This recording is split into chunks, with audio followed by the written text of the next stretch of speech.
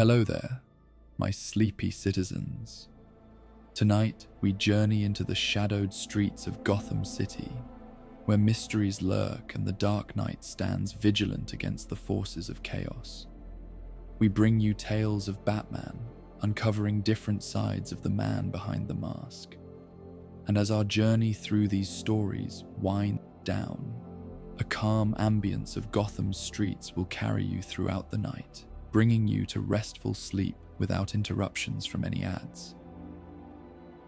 If you enjoy these tales, please be sure to give us a like, subscribe, and let me know in the comments what story you'd like to hear next. But for now, let's get cozy and step into the world of Gotham.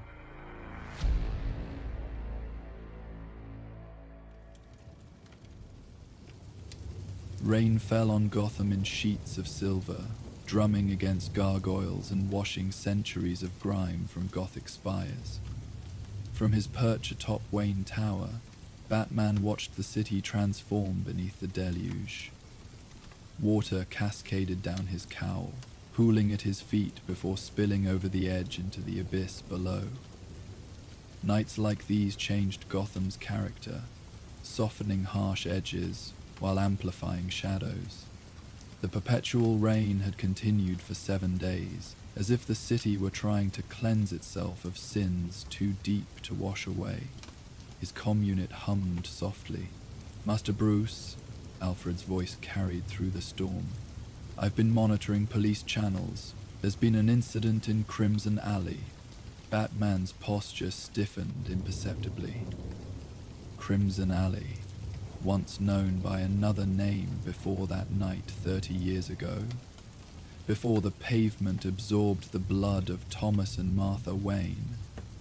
Before a boy's world shattered beneath a broken string of pearls. Details? His response was measured, betraying none of the sudden tension beneath his armor. "Most unusual, sir. No violence reported, but officers described finding messages written in what appears to be mist or condensation on the alley walls. Messages that disappeared when approached." A pause. And a scent of roses lingering in the air. The scent of roses. Batman closed his eyes momentarily behind his cowl. Andrea had always worn a subtle rose perfume, claiming it reminded her of her mother's garden. Andrea Beaumont. The phantasm. A ghost from his past who had disappeared into the night years ago. "I'm on my way." He rose from his crouched position, water cascading from his cape as it unfurled behind him. The city below shimmered through the rain, a mosaic of lights refracted through teardrops. With practiced precision, he launched himself from the ledge, allowing gravity to pull him into the waiting darkness, before extending his cape to catch the wind. Crimson Alley lay in the oldest part of Gotham, where narrow streets remembered the city's birth centuries ago. The rain fell differently here, somehow heavier, more insistent.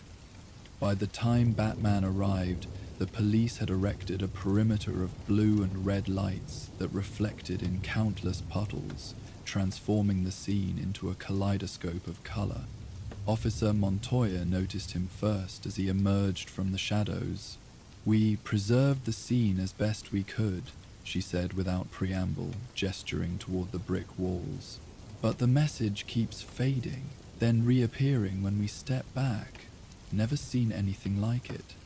Batman approached slowly, studying the rain-slicked surfaces. At first, nothing seemed unusual, just weathered brick darkened by decades of pollution and tonight's relentless rain. Then, as he paused several feet away, condensation began forming on the wall, droplets arranging themselves with impossible precision.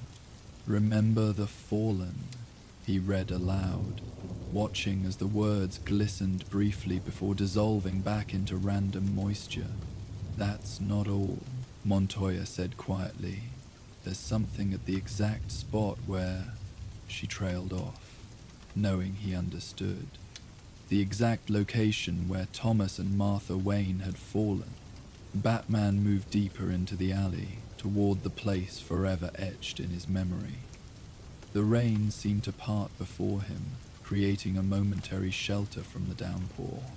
On the ground, a single red rose lay perfectly preserved despite the torrent, its petals unnaturally vibrant against the grey concrete.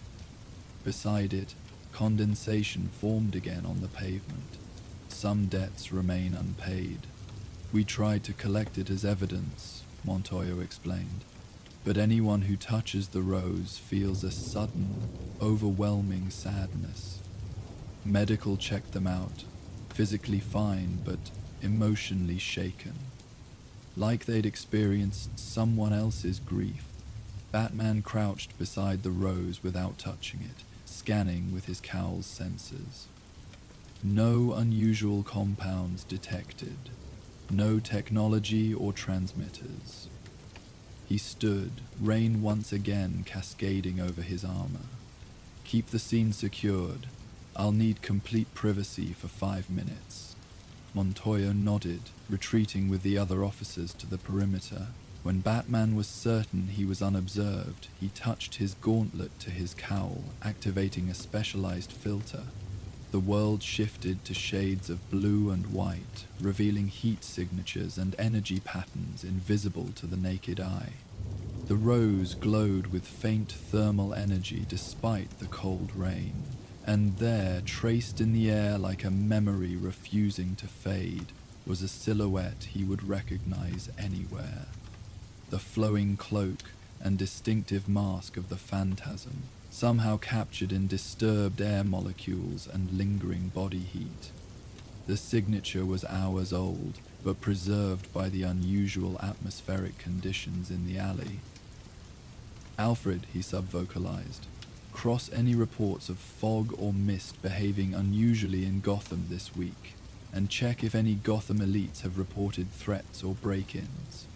Already compiling that information, sir, came the prompt reply, and I've taken the liberty of reviewing security footage from Wayne Enterprises' downtown cameras. 3 separate incidents of unusual fog patterns were recorded, all moving against prevailing wind conditions. Batman took one last look at the rose before turning away. I need locations and timestamps. And Alfred... He paused, voice softening almost imperceptibly. Pull the file on Andrea Beaumont. Very good, sir. May I suggest you also visit Dr. Tompkins? She's been seeing a patient who claims to have encountered what they described as a crimson ghost near the Cathedral District. Batman acknowledged the suggestion with silence as he fired his grapnel toward a nearby rooftop. The rain enveloped him as he ascended, a liquid curtain separating him from the world below. The city stretched before him, a vast, breathing entity wounded by time and circumstance, much like himself.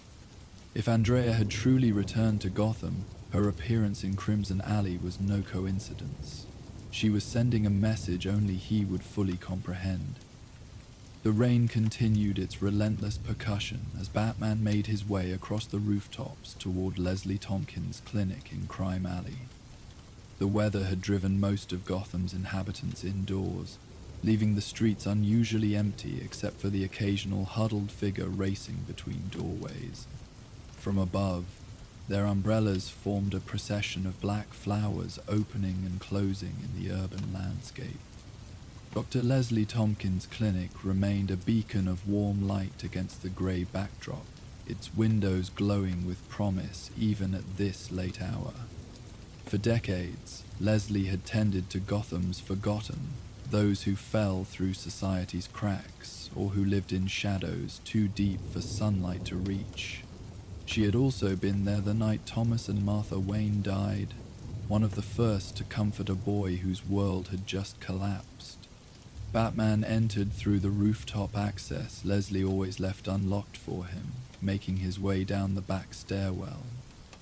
Water pooled beneath his boots, marking his passage through the otherwise immaculate hallway. The clinic was quiet at this hour. Most patients had been treated and released, or settled in the few recovery rooms. Leslie was waiting in her office, a cup of tea cooling on her desk. She didn't look up when he entered, continuing to review patient charts with the focused attention that had characterized her work for over 40 years. "You're dripping on my floor," she observed mildly, finally glancing up through reading glasses perched on her nose. Despite her advanced years, Leslie's eyes remained sharp, missing nothing. "And you look exhausted. When did you last sleep, Bruce?" He ignored the question, moving further into the office. Alfred mentioned a patient who encountered what they called a crimson ghost. Leslie removed her glasses, rubbing the bridge of her nose. "Patient confidentiality still applies, even to you," she sighed. "But since this may involve public safety, a young woman came in 3 nights ago severely shaken. She had been attacked by 2 men near Saint-Denis Cathedral. She claimed a figure emerged from the fog, a presence that moved like liquid shadow and smelled of roses. The men fled in terror, but not before the figure whispered something to her." "What did it say?" Batman asked, tension evident in his posture. "Some sins echo forever," Leslie quoted. The phrase clearly meant something specific. "The interesting part is what happened next," the woman said. She suddenly felt overwhelmed by memories of her own past transgressions. Nothing criminal, just moments of moral failing she'd tried to forget. She experienced them with such intensity that she came here seeking sedation. Batman moved to the window, watching raindrops trace chaotic patterns down the glass. "Is she still here?" "No.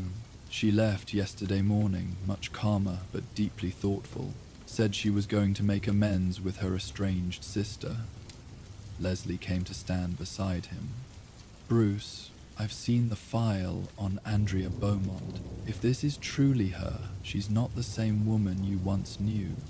Grief and vengeance change people in fundamental ways." "I know," he replied quietly. Leslie studied his profile, concern evident in her features. "You, of all people, should understand how tragedy can transform someone. But remember, while your pain forged you into a protector, it drove her toward becoming an executioner. She never completed that path," Batman countered. "She walked away." "Did she? Or did she simply postpone her reckoning?" Leslie placed a gentle hand on his armored forearm. "This city has enough ghosts haunting its streets, Bruce. Don't let old wounds cloud your judgment." His communit interrupted with Alfred's precise tone. "Sir, I've compiled the information you requested. There's been another incident, unusual fog, reported at the Gotham Cemetery, specifically near the Wayne family mausoleum." Batman pulled away from the window. "I have to go." "Of course you do," Leslie said with resignation. "But Bruce, whatever you find there, remember that some hauntings come from within. Andrea may be using your shared past to draw you into something deeper."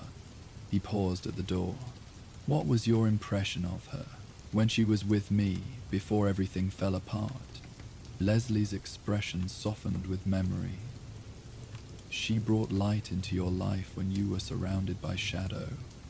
For a brief time, she helped you imagine a future beyond your pain." Her eyes met his steadily. "But even then, she carried her own darkness, a determination that sometimes frightened me with its intensity." Batman nodded once, then disappeared into the hallway, leaving only puddles to mark his passing. Leslie returned to her desk, placing her hand on an old photograph partially hidden beneath patient files. A younger Bruce Wayne smiling genuinely beside a beautiful woman with auburn hair, both of them untouched by the tragedies that would soon reshape their destinies. "Oh, Andrea," she whispered to the empty room, "what echoes are you chasing through the rain?" Outside, the downpour intensified as Batman made his way toward Gotham Cemetery, the oldest and most elaborate burial ground in the city. Gothic mausoleums and weathered angels stretched across the landscaped grounds, their stone features worn smooth by centuries of Gotham's harsh elements. The cemetery stood on high ground, offering a panoramic view of the city's jagged skyline, now softened by curtains of rain. The Wayne Mausoleum occupied the most prominent position in the cemetery's oldest section, a marble structure with classical columns and the family crest carved above its heavy bronze doors. Batman approached cautiously, noting how the rain around the building behaved strangely, falling in an almost circular pattern, as if deflected by an invisible dome. "Alfred, I'm at the cemetery. The atmospheric conditions are unusual. The weather service reports no explanation for the localized anomalies, sir. And I've recovered fragmentary security footage showing a figure moving through fog near both Crimson Alley and the Cathedral District. The timestamp matches Dr. Tompkins' patient's encounter." Batman paused several yards from the mausoleum, watching as tendrils of mist curled around its base despite the heavy rain, behavior that defied natural physics. "Anything on Andrea?" No confirmed sightings since she left Gotham 3 years ago. However, there have been rumors of a figure matching the Phantasm's description in Metropolis and Central City, always in connection with former mob associates who mysteriously renounced their criminal activities and made substantial anonymous donations to victims' charities. The information aligned with a pattern Batman had observed before leaving Mysterious Vengeance had evolved into something more complex than simple elimination. She was forcing atonement, using fear to extract redemption from those she deemed responsible for society's corruption. As he approached the mausoleum, the mist thickened, swirling in patterns too deliberate to be natural. The scent of roses permeated the air, growing stronger with each step. At the entrance, where rain should have been cascading down marble steps, the water instead flowed upward, defying gravity in ribbons of silver that encircled the columns. "Someone's manipulating the atmospheric conditions," Batman observed, scanning the area with multiple cowl filters. "No technology detected. This isn't any system I recognize." He placed his hand on the bronze door, finding it unnaturally warm despite the cold rain. As he pushed it open, the interior of the mausoleum glowed with soft, ambient light that seemed to emanate from the marble itself. The air inside was completely dry, creating a surreal boundary between the torrential downpour outside and the silent, pristine chamber within. The Wayne family crypt contained the remains of generations, their names and dates carved into the walls with solemn dignity. Thomas and Martha Wayne occupied the most recent vault, their shared marble plate inscribed with the simple epitaph, "Beloved parents who showed that true wealth lies in compassion." Before their resting place, a figure knelt in silent contemplation. Not the Phantasm in full regalia, but Andrea Beaumont herself, dressed in a simple black coat, her auburn hair now streaked with premature silver. She didn't turn as Batman entered, but her posture indicated she was fully aware of his presence. "Hello, Bruce," she said softly, her voice carrying the same melodic quality he remembered, now layered with years of solitude. "I wondered how long it would take you to find me here. Andrea."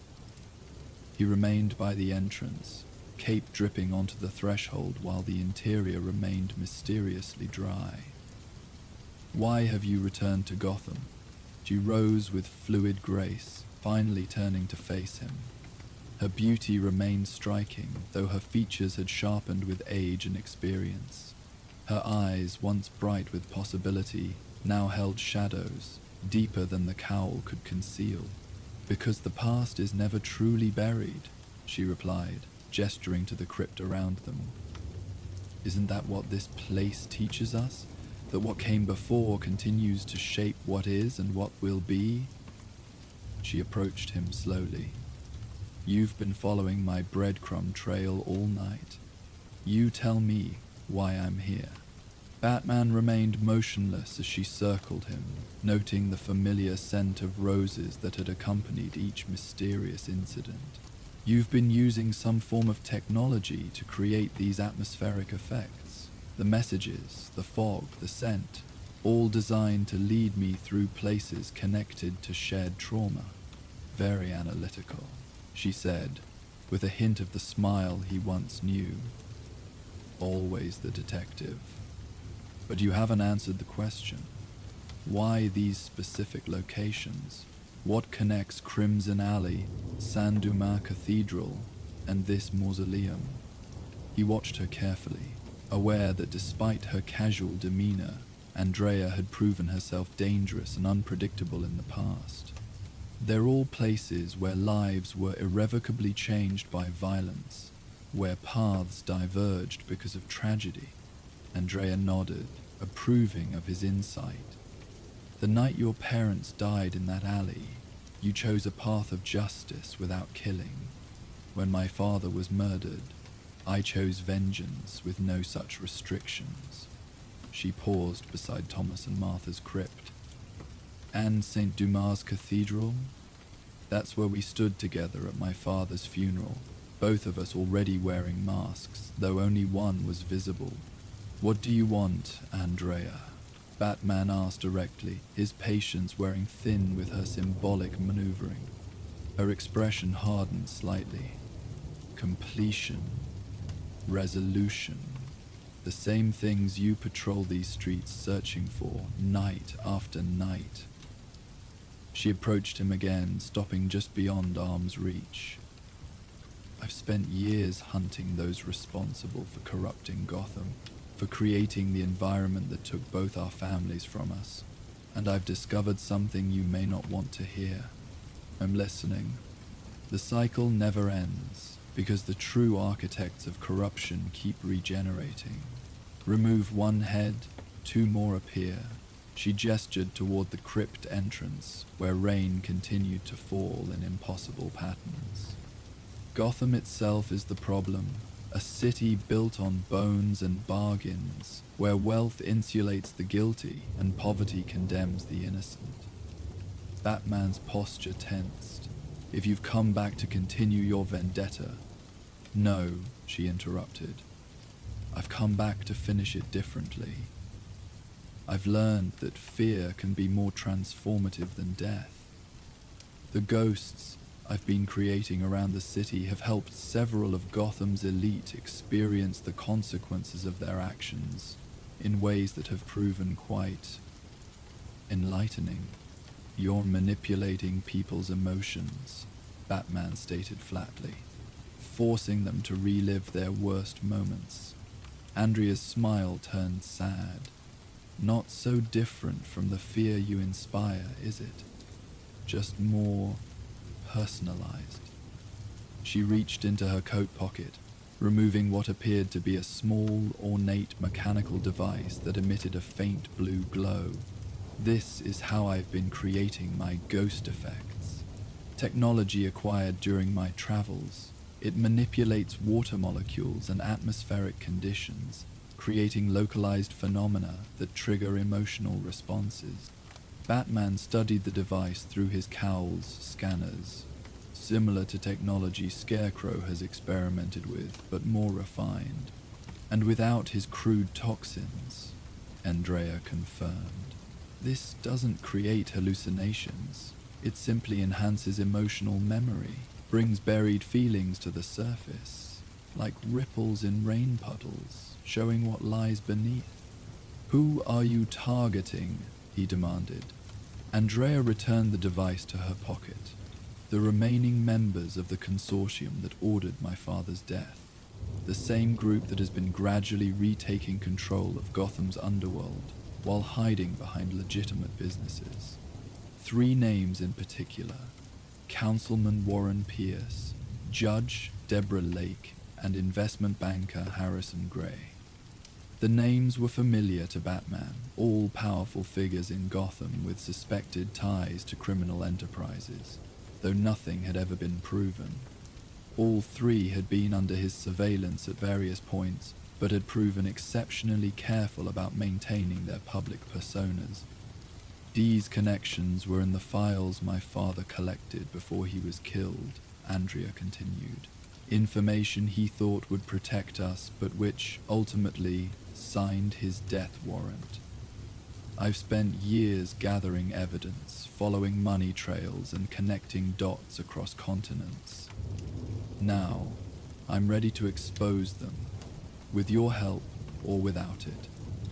By terrifying them into confession, Batman questioned skeptically.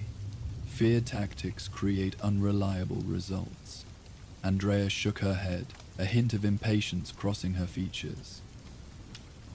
By showing them their own souls in perfect clarity, then offering a choice: public confession and restitution, or the complete dismantling of their empires through information I've already positioned to release.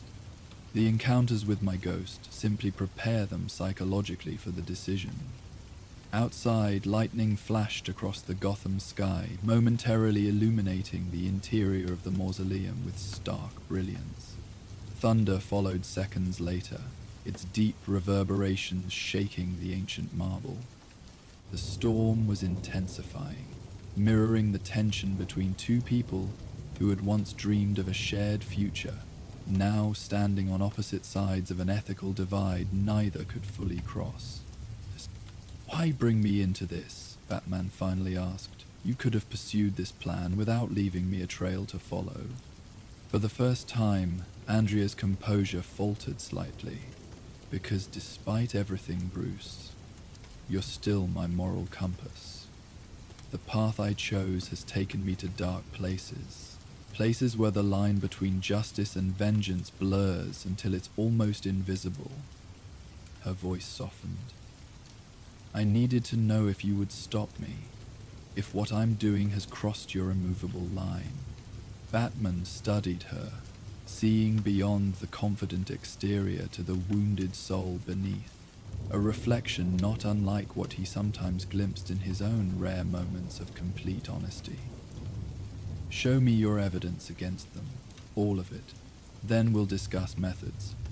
Andrea's relief was subtle but unmistakable. "It's comprehensive, enough to dismantle their operations permanently." She hesitated. "There's something else you should know.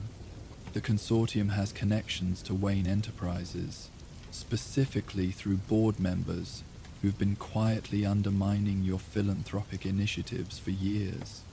This was not entirely surprising. Batman had suspected corporate sabotage on several Wayne Foundation projects, though he hadn't identified the source. "Names? Robert Hayward and Victoria Marsh," Andrea supplied without hesitation. "They've been funneling technology and information to the consortium while systematically redirecting Wayne charitable funds to shell companies they control." The information aligned with anomalies Batman had begun investigating months ago. Having specific names would accelerate his own parallel inquiry considerably. "If your evidence substantiates these claims, they'll face justice through proper legal channels." Andrea's expression suggested she found his adherence to procedure quaint but expected. "The evidence is in a secure location.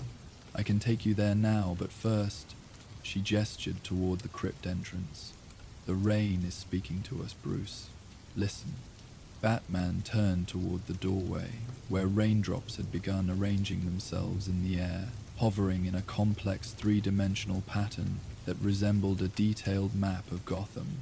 Specific locations glowed with faint luminescence. The three places Andrea had left her ghost messages, plus several others forming a constellation across the city's geography.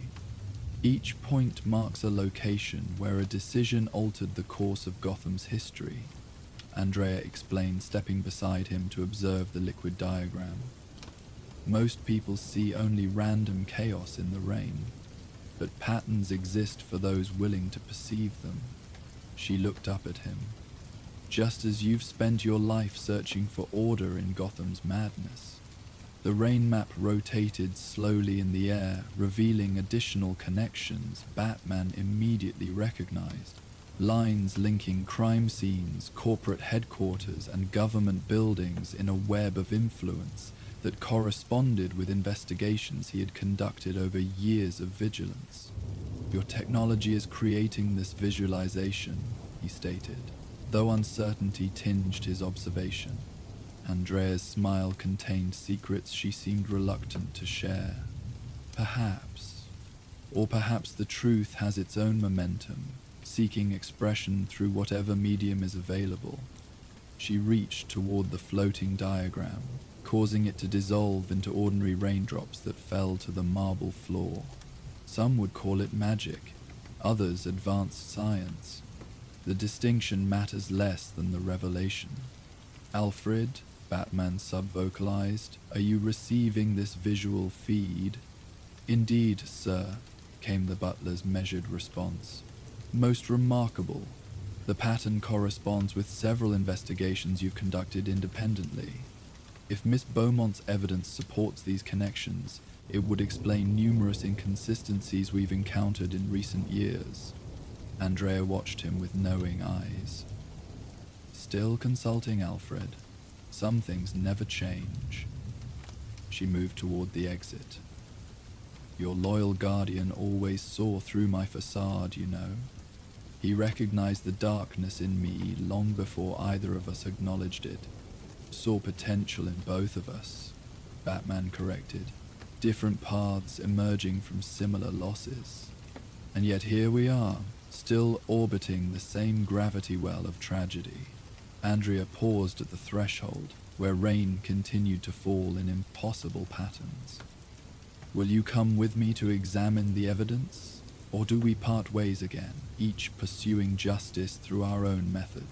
Batman studied her silhouette against the rain-soaked night. Andrea represented both what might have been and what he had narrowly avoided becoming. Someone willing to cross lines he had drawn in stone.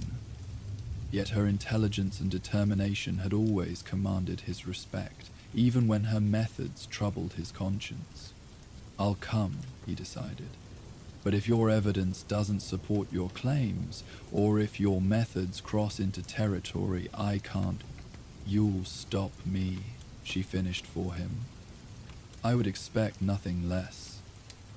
She stepped into the rain, which parted around her like a living curtain. "We're taking the scenic route. I think it's time you saw Gotham through my eyes for a change." The cemetery gate creaked behind them as they departed, leaving the Wayne mausoleum in serene silence once more. Inside, the marble appeared to retain a faint luminescence for several minutes after their departure, as if the stone itself had absorbed the energy of their exchange. Another secret added to the many held within those ancient walls. Through sheets of rain they traveled, Batman by grapnel and glide, Andrea through an uncanny ability to move with the mist itself, seeming to dissolve and reconstitute as she navigated Gotham's vertical landscape. Their destination emerged gradually through the downpour, an abandoned clock tower in Gotham's old financial district, its massive face dark for decades, but its structure still sound beneath layers of neglect. Few people remember that this was once the heartbeat of Gotham, Andrea commented as they entered through a maintenance door high above street level. Before Wayne Tower, before the modern skyscrapers, this clock tower regulated the rhythm of the city. The interior space was surprisingly dry and meticulously organized. What had once been the clockwork mechanism room had been transformed into an intelligence center that rivaled the Batcave's capabilities in focus, if not in scope. Multiple screens displayed data streams, surveillance footage, and financial records. Physical evidence, documents, photographs, and artifacts had been arranged on walls in precise constellations, connected by red threads that mapped relationships and influence. Impressive, Batman acknowledged, scanning the setup. How long have you been operating from here? 6 months, Andrea replied, moving to a central console. Though I've been gathering the information for years. She activated a sequence that brought all screens to life simultaneously. Everything is here.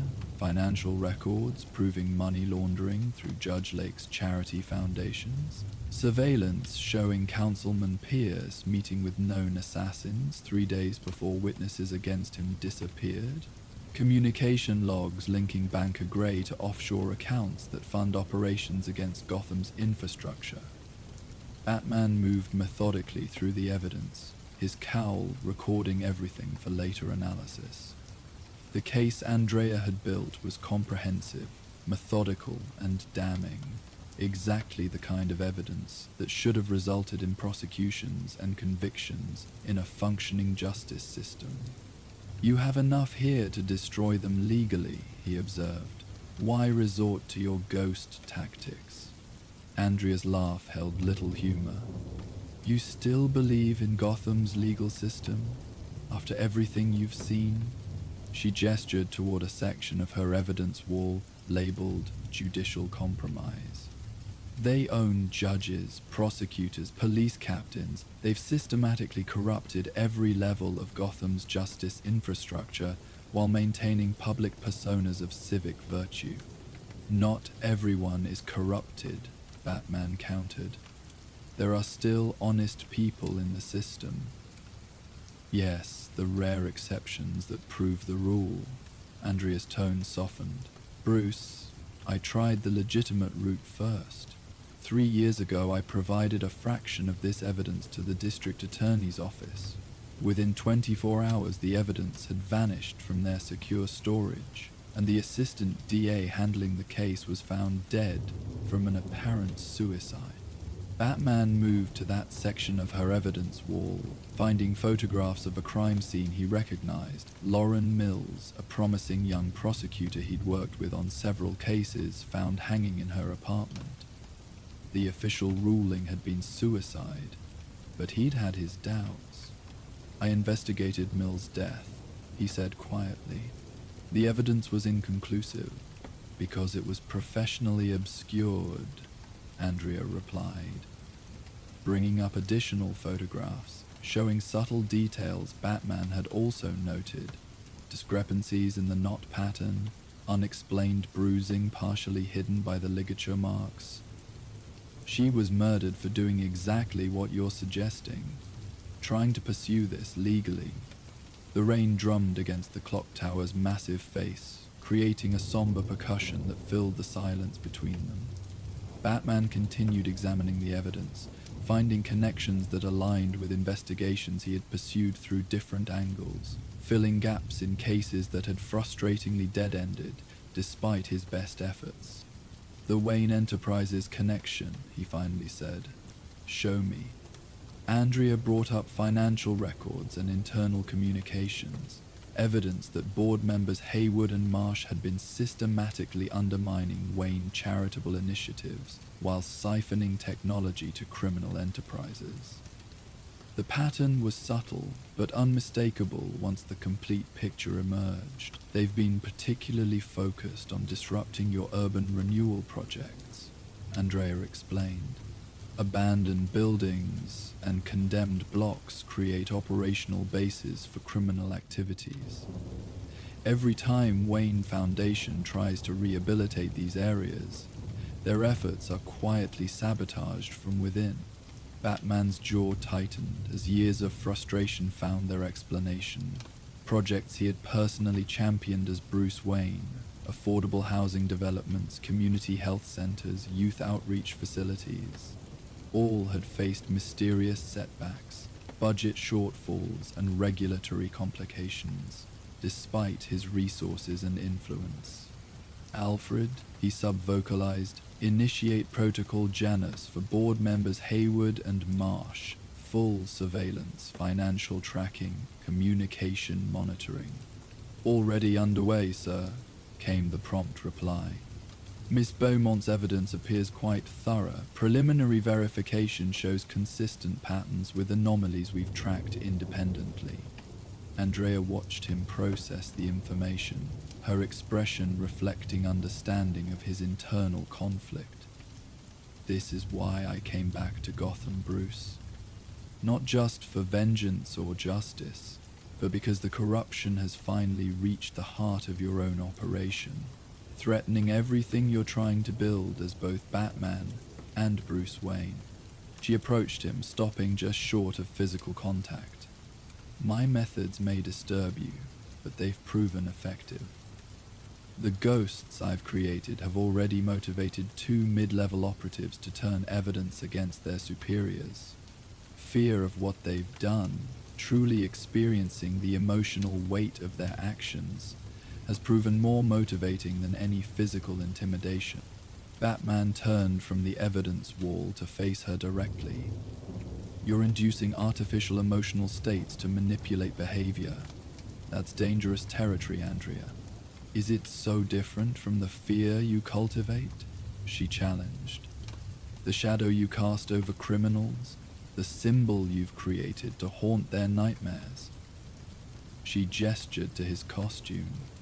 We both use fear as a tool. I've simply refined the application. Outside, lightning flashed again, illuminating the clock tower's interior through its massive face. Thunder followed almost immediately, indicating the storm was now directly overhead. The rain intensified further, sheets of water cascading down the clock's glass with hypnotic intensity. I want to believe there's still a line you won't cross, Batman said finally. That despite everything, you haven't become what you once hunted. Andrea's expression softened with unexpected vulnerability. That's why I revealed myself to you, why I left that trail for you to follow. She moved to the window, placing her hand against the rain-streaked glass. I needed someone who remembers who I was before everything changed. Someone who could see if I've gone too far. The admission hung between them, an unexpected moment of honesty from someone who had lived behind masks as long as he had. Batman joined her at the window, both of them looking out at Gotham through curtains of rain. The evidence is solid, he acknowledged, and the targets deserve justice. But we do this my way. No more psychological manipulation, no more ghosts. And when your way meets the same resistance it always has, Andrea questioned. When evidence disappears, witnesses recant, and prosecutors suddenly drop charges. Then we adapt, Batman replied firmly, but we don't compromise fundamental principles.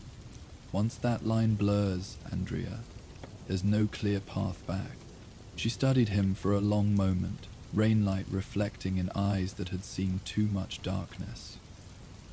You still believe redemption is possible, even for someone like me?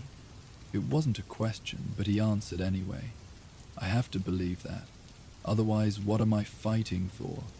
The momentary vulnerability in her expression hardened into resolve. Very well. We'll try your approach first. But understand that I've come too far to watch these people escape consequences again. She turned back to her evidence wall. We start with Judge Lake.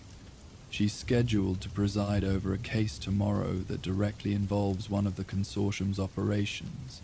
If she rules as they've instructed her to, another innocent person goes to prison, while the guilty walk free.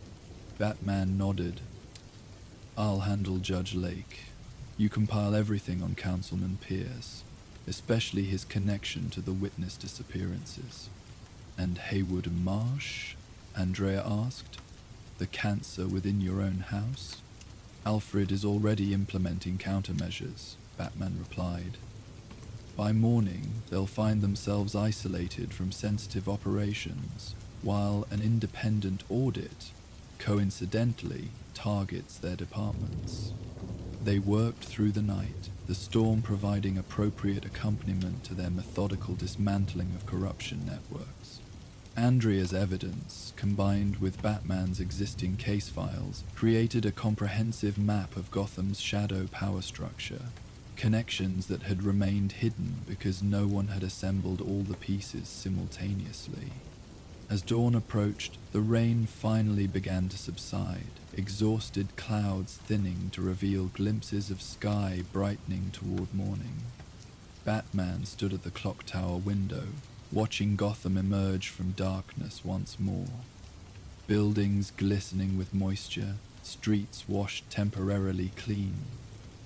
"It never truly changes, does it?" Andrea observed, joining him after securing her evidence for transport. "No matter how many times we try to cleanse it, the city accumulates new layers of darkness." "It changes," Batman disagreed quietly. "Slowly, imperfectly, but it changes. Every child who grows up a little safer, every family that doesn't experience what we did, that's change worth fighting for." Andrea's smile carried bittersweet acknowledgement. Always the optimist beneath the cowl.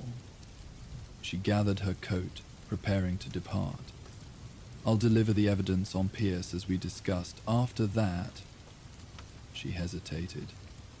"After that, I should leave Gotham again.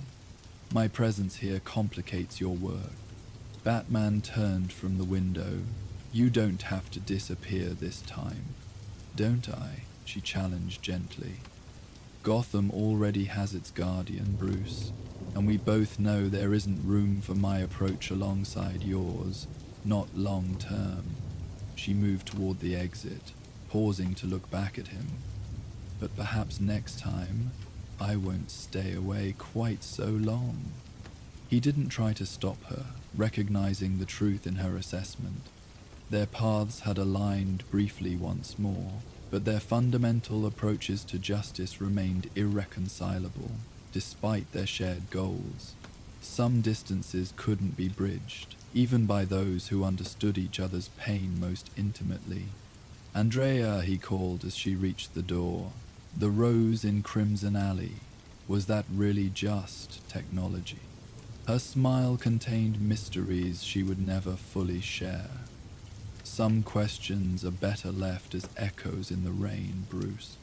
With that, she stepped into the morning mist, her figure seeming to dissolve into the lingering fog, until he could no longer distinguish between woman and atmosphere. Batman remained in the clock tower for several minutes after her departure, watching as golden morning light gradually pierced the thinning clouds.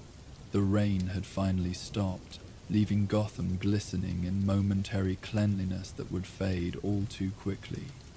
He activated his comm unit. "Alfred, I'm returning with evidence. Prepare for immediate action on all fronts we discussed." "Very good, sir. May I ask about Miss Beaumont?" Batman looked toward where Andrea had disappeared, knowing she was already far beyond his immediate reach, a ghost once more haunting Gotham's margins. "She's gone. For now." "I see." Alfred's tone conveyed understanding of all that remained unspoken. "And the matter of the rose, sir? Did she explain that particular phenomenon?" "No," Batman replied, gathering the compiled evidence. "Some mysteries she keeps to herself. Perhaps that's for the best," Alfred observed thoughtfully. "Even you are occasionally permitted to wonder rather than know with certainty." As Batman prepared to depart, he noticed something on the windowsill that hadn't been there before. A single drop of water that refused to obey gravity, hovering slightly above the surface. Within its crystalline structure, light refracted to create a miniature rainbow, 7 perfect colors, suspended in momentary harmony, before finally yielding to natural law and merging with the dampness below. Some questions would indeed remain as echoes in the rain, reverberating through memory, long after their source had faded into silence. The morning found Bruce Wayne in his study at Wayne Manor, watching dawn spread across the estate's rain-soaked grounds. Alfred entered with a breakfast tray, setting it on the desk with practiced precision. "You haven't slept, Master Bruce," he observed, pouring coffee into a porcelain cup. "Even for you, this borders on excessive devotion to duty." Bruce accepted the coffee gratefully. "Too much in motion, Alfred. Judge Lake's sealed financial records are being delivered to Commissioner Gordon as we speak.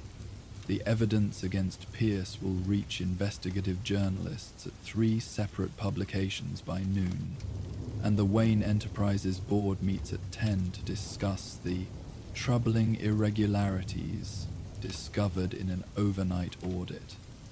"A productive evening, then," Alfred acknowledged, his expression betraying subtle satisfaction. "And yet, if I may observe, you seem unsettled in a way that transcends mere physical exhaustion." Bruce turned from the window, studying his oldest friend and confidant. Andrea's approach, there were moments when it made sense, Alfred, when her methods seemed more direct, more effective than mine. "Ah," Alfred straightened slightly, "the eternal temptation of shortcuts, of power without the restraint of principle." "It wasn't that simple," Bruce countered. "She showed me the direct consequences of adhering too rigidly to a system that's been compromised. Good people dying because I insisted on playing by rules our enemies ignore." Alfred's expression softened with understanding. "If I may, sir, the difference between you and Miss Beaumont has never been about effectiveness. It's about what remains when the immediate battle ends." He gestured toward the grounds outside, where morning light transformed lingering raindrops into countless prisms. "She leaves behind fear and manipulation, however justified. You strive to leave hope and the possibility of redemption." Bruce considered this as he sipped his coffee. "She's not wrong about how deeply the corruption runs." "Perhaps not," Alfred conceded, "but depth of infection doesn't dictate method of treatment. Some physicians amputate at the first sign of gangrene. Others work tirelessly to preserve what can be saved, while excising only what must be lost." He paused, his voice gentling further. "Your parents believed in healing Gotham, not merely punishing it. In that you have honored their memory far more faithfully than perhaps you realize." The mention of his parents brought Bruce's attention to a small framed photograph on his desk. Thomas and Martha Wayne at a charity gala, their expressions conveying the genuine compassion that had defined their lives and work. Beside it lay a folded newspaper clipping from decades ago, preserved despite its yellowing edges, a review of a charity benefit attended by a young Bruce Wayne and his then-fiancée, Andrea Beaumont, both described as continuing the Wayne legacy of philanthropy with evident sincerity. Two paths that had diverged so dramatically from such similar beginnings. "There's something else, Alfred," Bruce admitted. "Something Andrea said about the rose in Crimson Alley. She implied it wasn't entirely technological, that some aspects of what she's been doing transcend simple explanation." Alfred's expression remained carefully neutral. "You've encountered phenomena beyond conventional understanding before, sir. From Lazarus Pits to the metaphysical abilities of certain associates. The world contains more mysteries than even your considerable intellect has catalogued." "You think she's accessed something supernatural?" Bruce asked. "I think," Alfred replied, measured, "that grief and purpose, when focused with sufficient intensity over years, may manifest in ways science hasn't fully documented. Miss Beaumont's determination has always been her most formidable characteristic, perhaps even more so than her considerable intelligence." Bruce turned back to the window, watching as the last vestiges of storm clouds dissipated on the horizon. "She'll be back, Alfred. When this phase concludes, when these particular targets face justice, she'll find new corruption to confront." "Undoubtedly, sir. The question is whether she returns as an ally who challenges your methods, or as someone you must oppose more directly. Alfred began tidying the desk with practiced efficiency. Though perhaps the more immediate question is whether you'll finally get some rest before confronting the board at this morning's meeting. Bruce's smile was faint but genuine, just a short one. Wake me in an hour? 90 minutes, Alfred countered firmly. Even Batman requires adequate recovery time. As Bruce made his way upstairs to his bedroom, exhaustion finally overtaking his disciplined resistance, he paused at a window overlooking Gotham in the distance. The city seemed transformed by the night's cleansing rain, its usual greyness temporarily replaced by reflective brilliance as sunlight caught countless wet surfaces. For this brief moment, it was the city he had always fought for, the Gotham that could be rather than the one that too often was. Somewhere within that temporarily renewed landscape, Andrea moved like mist between buildings, her presence both substantial and ephemeral. Their paths would cross again, of that he had no doubt. The question was whether their next intersection would find them standing on common ground or opposed across an unbridgeable divide. As sleep finally claimed him, Bruce's dreams were filled with roses that defied gravity, rain that whispered secrets, and cathedral bells that tolled for all of Gotham's lost souls. Those who had already fallen and those who still walked the precipice between darkness and light, their fates yet to be decided by the choices they would make when confronted with their own personal echoes in the rain. In the days that followed, Gotham experienced what the press called the Great Cleansing, a sudden exposure of corruption that shook the city's power structures to their foundations. Judge Deborah Lake resigned amid accusations of judicial misconduct and evidence of bribery. Councilman Warren Pierce faced multiple federal indictments after journalists published documented connections to organized crime. And, at Wayne Enterprises, board members Hayward and Marsh were removed following an emergency session that revealed their systematic undermining of company initiatives. Bruce Wayne made public appearances supporting the investigations, his composed demeanor betraying none of the satisfaction he felt watching justice finally reach those who had believed themselves untouchable. At night, Batman monitored the ripple effects through Gotham's criminal ecosystem as various operations suddenly found themselves without their high-level protection. A week after Andrea's departure, as the upheaval began stabilizing into new patterns of power and accountability, Batman encountered an unusual figure during his patrol, a street poet who had set up a small performance space near Crimson Alley, reciting verses to a gathered crowd despite the late hour. "The crimson ghost walks through our reign," the poet intoned, his voice carrying surprising authority for someone so young. "Not seeking blood, but truths remain. Through foggy veils and misty sighs, she makes the guilty realize." Batman observed from a nearby rooftop, noting how intently the audience listened. A mixture of Gotham's forgotten souls, from homeless veterans to late-night workers to university students seeking authenticity in the city's margins. The poet continued his performance, weaving imagery of rain and fog, justice and memory, into an urban mythology that transformed Andrea's actions into something approaching legend. "Even your ghost leaves echoes," Batman sub-vocalized, knowing Alfred would hear through the cowl's communication system.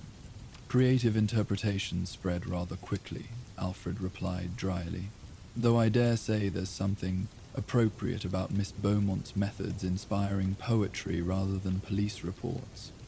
The poet concluded his performance to enthusiastic applause, receiving modest donations from his appreciative audience.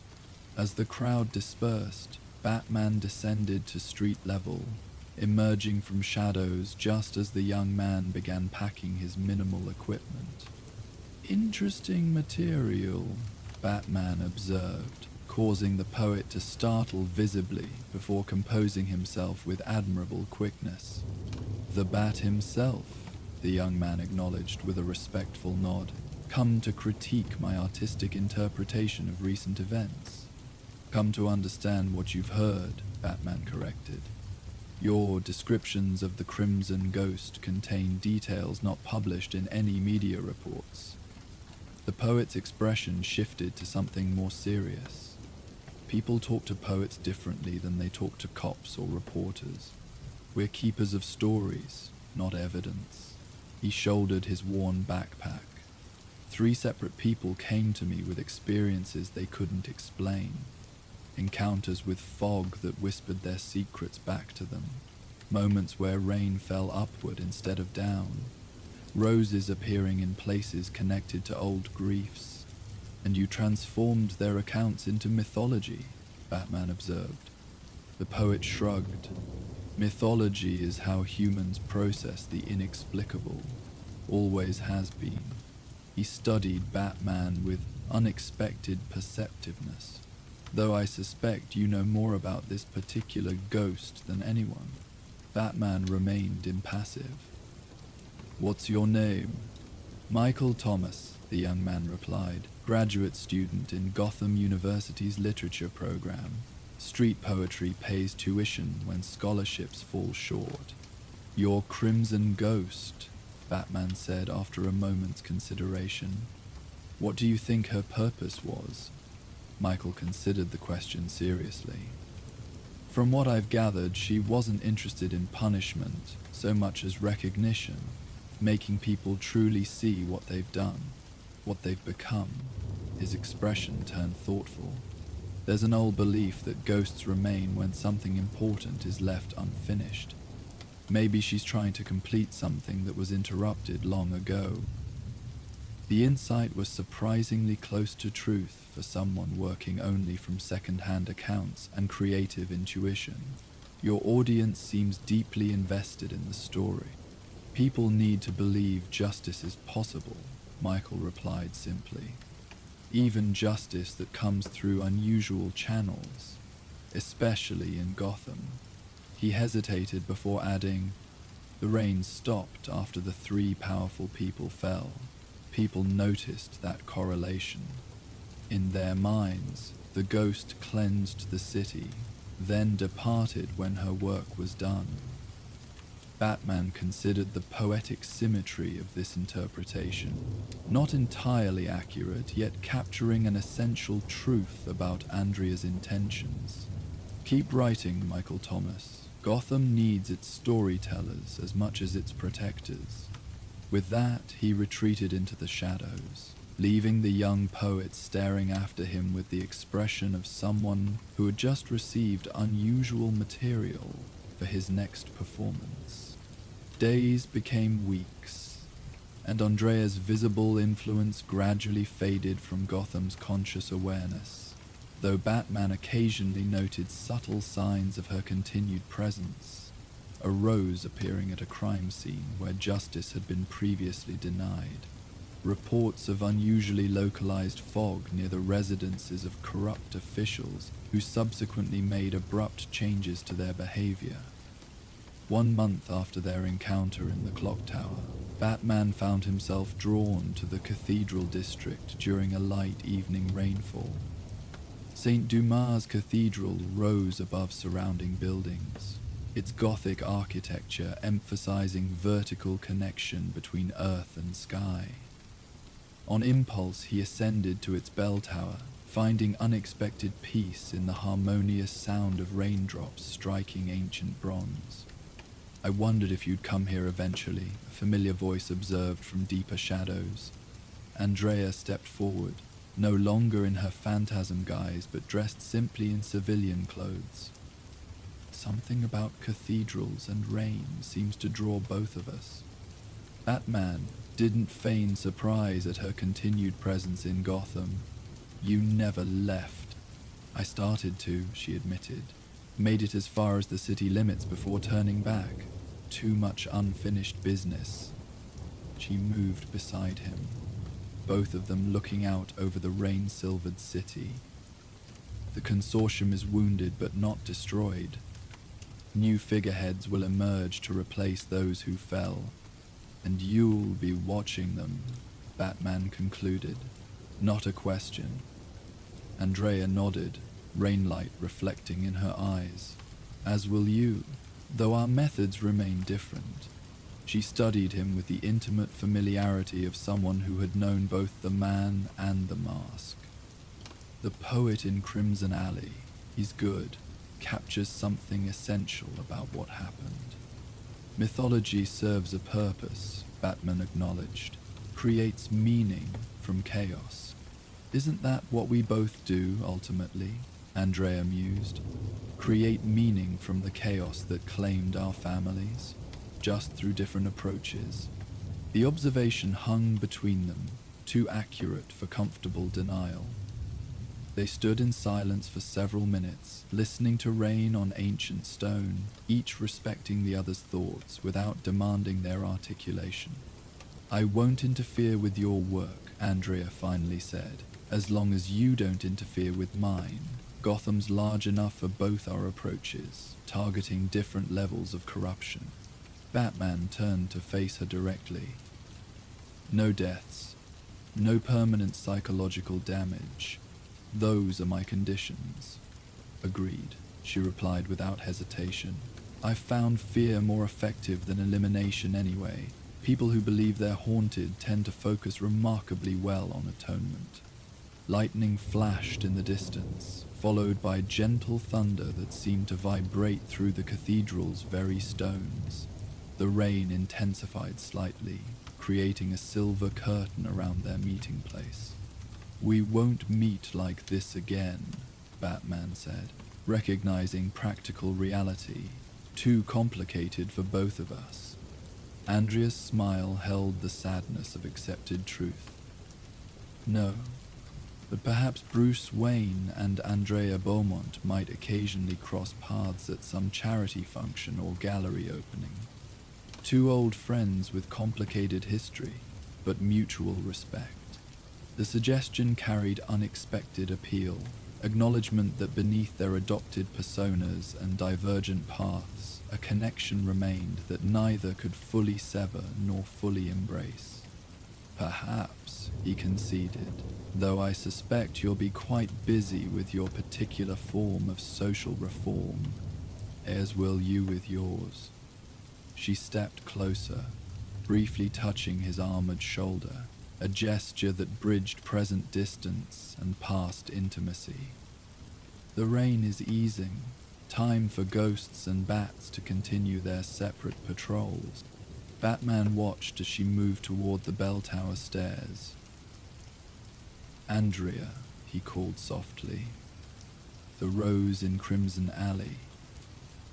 One day you'll tell me the truth about that. She paused without turning. One day, she agreed, when we've both made enough peace with the past to hear it, without reopening old wounds. With that, she descended into shadow, leaving Batman alone with the gradually clearing sky. The rain had indeed begun to ease, clouds parting to reveal glimpses of stars emerging in the night. Below, Gotham continued its eternal cycle of corruption and renewal, darkness and light, engaged in their perpetual dance across urban landscape and human heart alike. He remained in the bell tower until the rain stopped completely, watching as his city shook off water from its countless surfaces. Somewhere in that vast maze of streets and structures, Andrea moved like mist between buildings. Not quite enemy, not quite ally, but something more complex that defied simple categorization.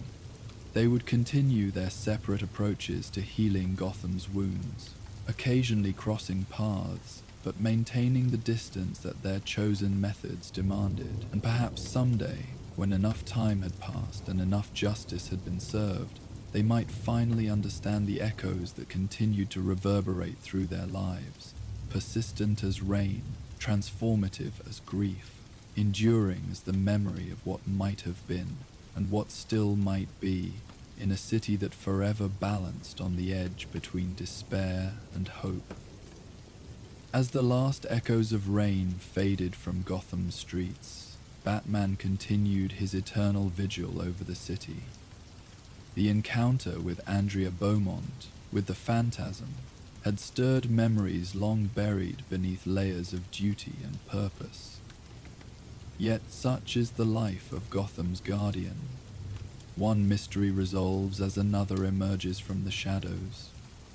The clouds that had drenched the city for days finally dispersed, revealing a sky painted with stars. Batman stood atop Wayne Tower, his cape catching the gentle night breeze. Below him, Gotham pulsed with its nocturnal rhythms, some innocent, others sinister. The brief peace following Andrea's departure would not last long. It never did. Alfred's voice came through the cowl's communication system, measured as always, but with an undercurrent of concern that Batman immediately recognized. "Sir, I'm afraid there's a situation developing in the abandoned arts district. Reports of unusual activity. The police are describing sounds that don't appear human." Batman's gaze turned toward the distant collection of warehouses and forgotten theaters that had once been Gotham's cultural center, now fallen into disrepair and darkness. "Details?" he asked, already preparing to move. "Fragmented at best," Alfred replied, "but there are mentions of music, sir. Discordant melodies playing from buildings thought empty for years, and—" he hesitated. "Reports of missing persons from nearby neighborhoods, people vanishing without trace, only to be glimpsed later, changed somehow." Batman launched his grapnel into the night.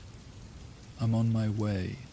As he swung through the cool night air toward another mystery, another darkness to confront, the last lingering sense of rain gave way to something else on the wind. The faint but unmistakable smell of antiseptic, underlying notes of decay, and, strangest of all, the subtle fragrance of perfume. In Gotham, the night always brings new horrors, and in the abandoned arts district, someone was orchestrating a performance unlike any the city had witnessed before. A nocturne of the broken, conducted by hands both skilled and utterly mad.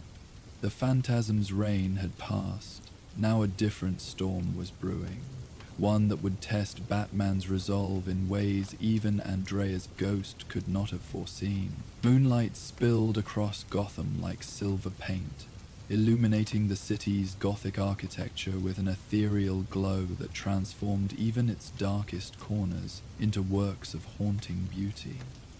From his vantage point atop the Gotham Opera House, Batman watched as wind-scattered newspapers danced across empty streets, their movements echoing the ghostly choreography of a forgotten ballet. The city had a different rhythm at night, a nocturne composed of distant sirens, whispered conversations, and the ever-present hum of urban electricity. Tonight, however, a discordant note had entered this familiar symphony. "Third victim found this morning," Commissioner Gordon's voice crackled through the comlink in Batman's cowl. Same signature as the others, porcelain mask fused to the face, the word "perfect" inscribed on the forehead.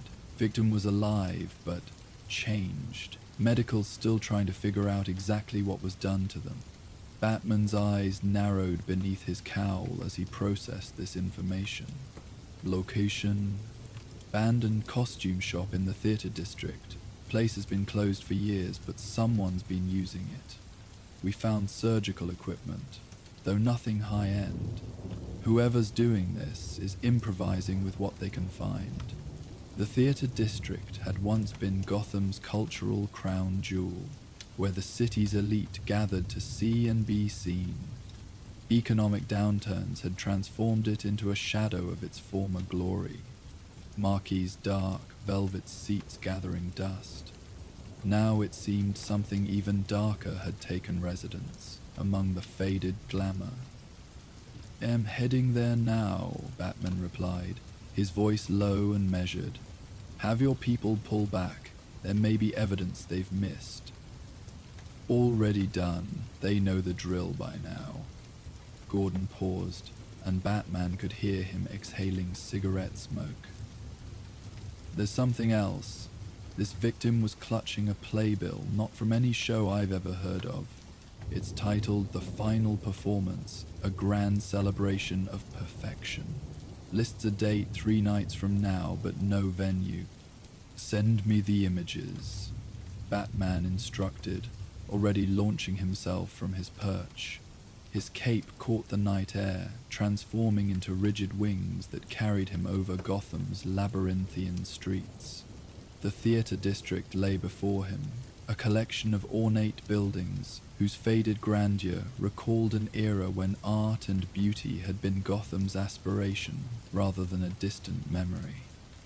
As he glided toward his destination, Alfred's voice joined the conversation.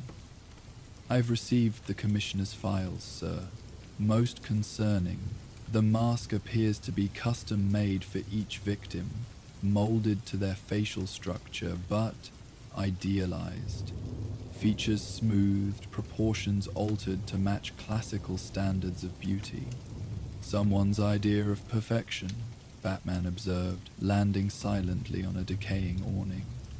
The costume shop lay just ahead, its windows boarded up, its once vibrant signage now faded to ghostly outlines. Indeed, sir. And the modifications don't stop at the mask. Preliminary medical reports indicate substantial surgical alterations beneath, muscle tissue reshaped, in some cases bones remodeled, all without proper medical protocols. It's a miracle the victim survived at all. Batman's jaw tightened. They weren't meant to survive. They were meant to be transformed. The costume shop's rear entrance had been recently used, the accumulated grime on the handle disturbed, faint footprints visible in the dust. Batman slipped inside, his cowl automatically adjusting to the dimness. What had once been a treasure trove of theatrical magic now resembled a nightmare. Mannequins stood in silent rows, their blank faces watching as he moved through the space. Costumes hung like the shed skins of strange creatures, their colors muted by time and neglect. The main workroom had been converted into a grotesque operating theater. A chair reminiscent of those used by dentists dominated the center, modified with restraints and surrounded by rolling trays of instruments. Some were legitimate surgical tools. Others appeared to be repurposed from costume-making equipment, scissors, needles, forms for shaping masks. Alfred, I'm sending you images of the setup, Batman said, his cowl's camera capturing the disturbing scene.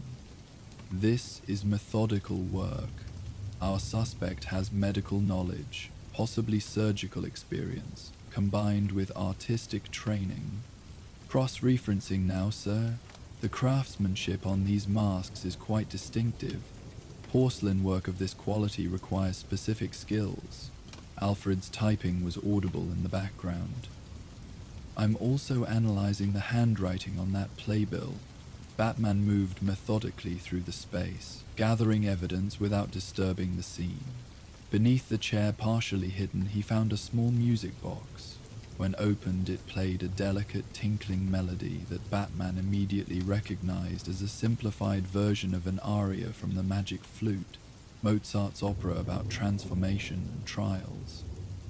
Our suspect has a fondness for opera, he noted, carefully bagging the music box, specifically pieces about metamorphosis, becoming something new. The theater district does include the old Gotham Opera House, Alfred replied, abandoned since the Wayne Foundation diverted its funding to the new Performing Arts Center downtown. There was a hint of reproach in his voice that Batman didn't miss. Father thought the city needed something modern, unburdened by the past. Batman responded quietly. He couldn't have known how quickly the old district would decline. Batman's attention was drawn to a cabinet that seemed newer than the shop's other furnishings.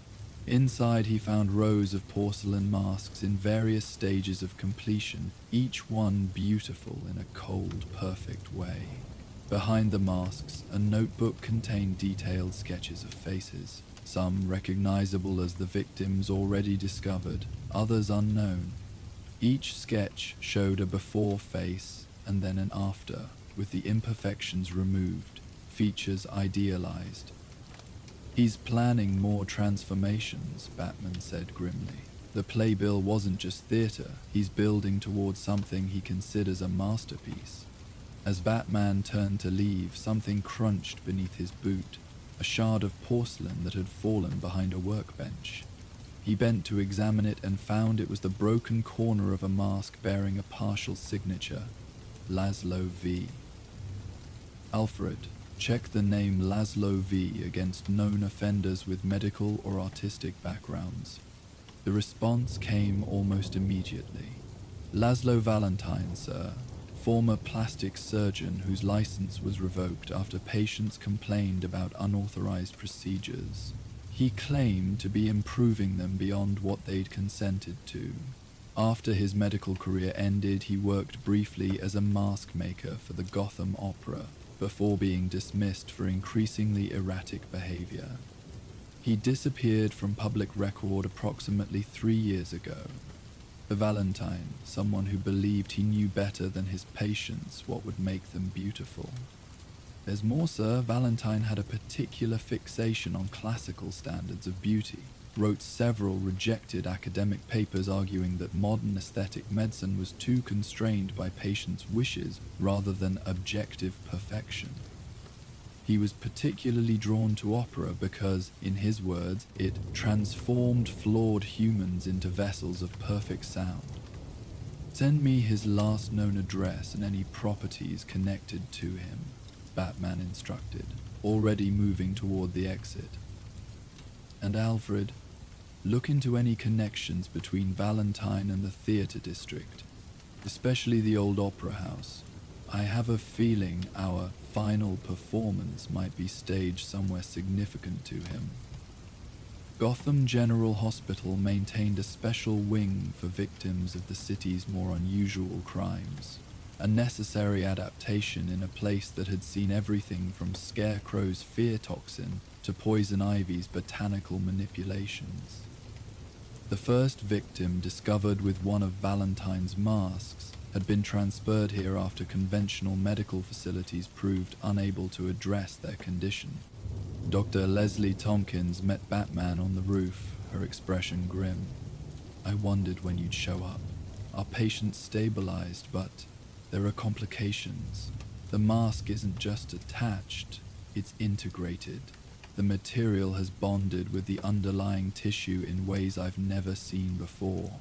Removing it would cause catastrophic damage." "I need to speak with them," Batman said. Dr. Tompkins led Batman through quiet corridors to a private room where a figure sat motionless by the window. In the moonlight, the porcelain mask gleamed with an unearthly beauty, perfect symmetrical features, lips curved in a serene smile that never reached the human eyes visible through the eye holes. "My name is Batman," he said quietly, approaching the figure with measured steps. "I'm here to help find the person who did this to you." The masked figure turned slowly, movements deliberate and graceful in a way that seemed practiced rather than natural. "Why would I want you to find him?" The voice was soft, measured, with a musical quality that hadn't been present in the recordings of the victim's previous statements to police. "He made me perfect." Batman carefully seated himself across from the victim, a person named Morgan Chen, according to their file, formerly a street performer in the theater district. "Perfect in whose eyes, Morgan?" "In the eyes of true beauty." The masked figure gestured toward the window, toward the distant lights of the theater district. "He showed me what I could become. The first performance was painful, yes, but art requires sacrifice." "First performance?" Batman prompted gently. "The transformation is just the beginning." We are his instruments now, being tuned for the final performance. The mask's fixed smile seemed to take on a different quality in the dim light. 3 nights from now, the whole city will see what true perfection means. He's chosen his chorus carefully. Where is this performance happening, Morgan? There are others he plans to transform. You could help them. The masked figure tilted their head, the movement oddly mechanical. Help them avoid transcendence. Why would I do that? They leaned forward slightly. He said you might come. The man who wears a mask but fears transformation. He said you're afraid of perfection because it would mean giving up the broken boy inside you. Batman kept his expression neutral. Valentine doesn't know me. Doesn't he? Morgan's voice took on a sing-song quality. He says the wealthy build grand opera houses, then abandon them, just as they abandon the broken people of this city. The final performance will be a reunion, bringing Gotham's forgotten beauty back to those who discarded it. A nurse appeared at the doorway, signaling to Batman that the patient needed rest. As he rose to leave, Morgan called after him. He's watching you, you know, testing you, the masks you wear. He wonders which is the real one and which is the disguise. In the corridor, Dr. Tompkins handed Batman a medical file. This might help. We've been analyzing the porcelain compound. It's unique, contains traces of materials typically found in theatrical makeup, particularly the kind used in opera to create the appearance of perfect skin under stage lights. But it's been modified, combined with a polymer that bonds to human tissue. There's something else you should know, Dr. Tompkins added, her voice lowered. We found musical notations inked onto the inside of the mask, visible only through our imaging. Each victim has different notes. Together they might form a composition. He's literally inscribing his art onto his victims, Batman said. Thank you, Leslie. Keep me updated on any changes in their condition. As Batman departed through the hospital's service corridors, Alfred's voice returned through the comlink. Sir, I've been researching Valentine's connection to the theater district as requested. He was employed at the Gotham Opera House during its final season before closure. According to staff interviews conducted after his medical license was revoked, he was particularly obsessed with the opera Pygmalion, the story of a sculptor who creates a statue so perfect he falls in love with it, whereupon the gods bring it to life. Pygmalion, Batman repeated, the connection suddenly clear. The sculptor who believed he could create perfection. Valentine sees himself in that role, transforming living people into his idea of perfect art. Precisely, sir. And there's more. After his dismissal, Valentine apparently continued to access the opera house illegally. Security reported finding evidence someone was living in the sub-basement, the area once used for costume and makeup storage. Batman was already changing course, heading toward the ornate facade of the Gotham Opera House. That's where he'll stage his final performance. It's not just a building to him, it's a symbol of the beauty he thinks society has abandoned. The Gotham Opera House had once been the crowning jewel of the city's cultural life, a magnificent structure whose architecture blended Gothic revival with Art Nouveau influences. Now its grandeur was faded, windows boarded, intricate stonework crumbling in places, yet even in decline it maintained a haunting beauty, a ghost of artistic aspiration that refused to completely surrender to decay. Batman bypassed the main entrance, knowing it would be sealed, and instead accessed the building through the old service tunnels that connected many of Theater District's grand venues. These passages had once allowed performers and stagehands to move between buildings during Gotham's cultural heyday. particularly during the elaborate festivals that would occupy multiple venues simultaneously. The tunnels were dark and damp, water seeping through aging concrete.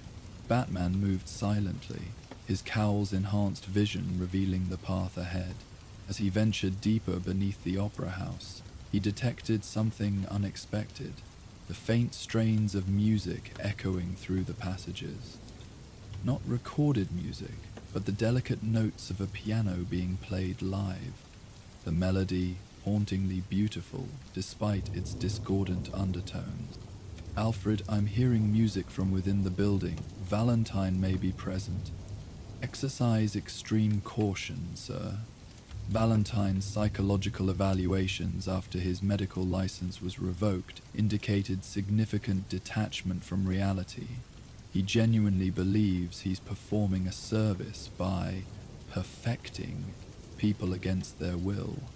The music grew louder as Batman approached a junction in the tunnels, one path leading toward the main basement, another descending deeper toward areas that predated the opera house itself. The notes were complex now, layered with emotion that ranged from tender to frantic within the space of a few measures. Batman chose the deeper path, following the music to its source. The tunnel opened into a vast sub-basement that had been transformed into a grotesque workshop. Surgical equipment stood alongside makeup tables and costume forms.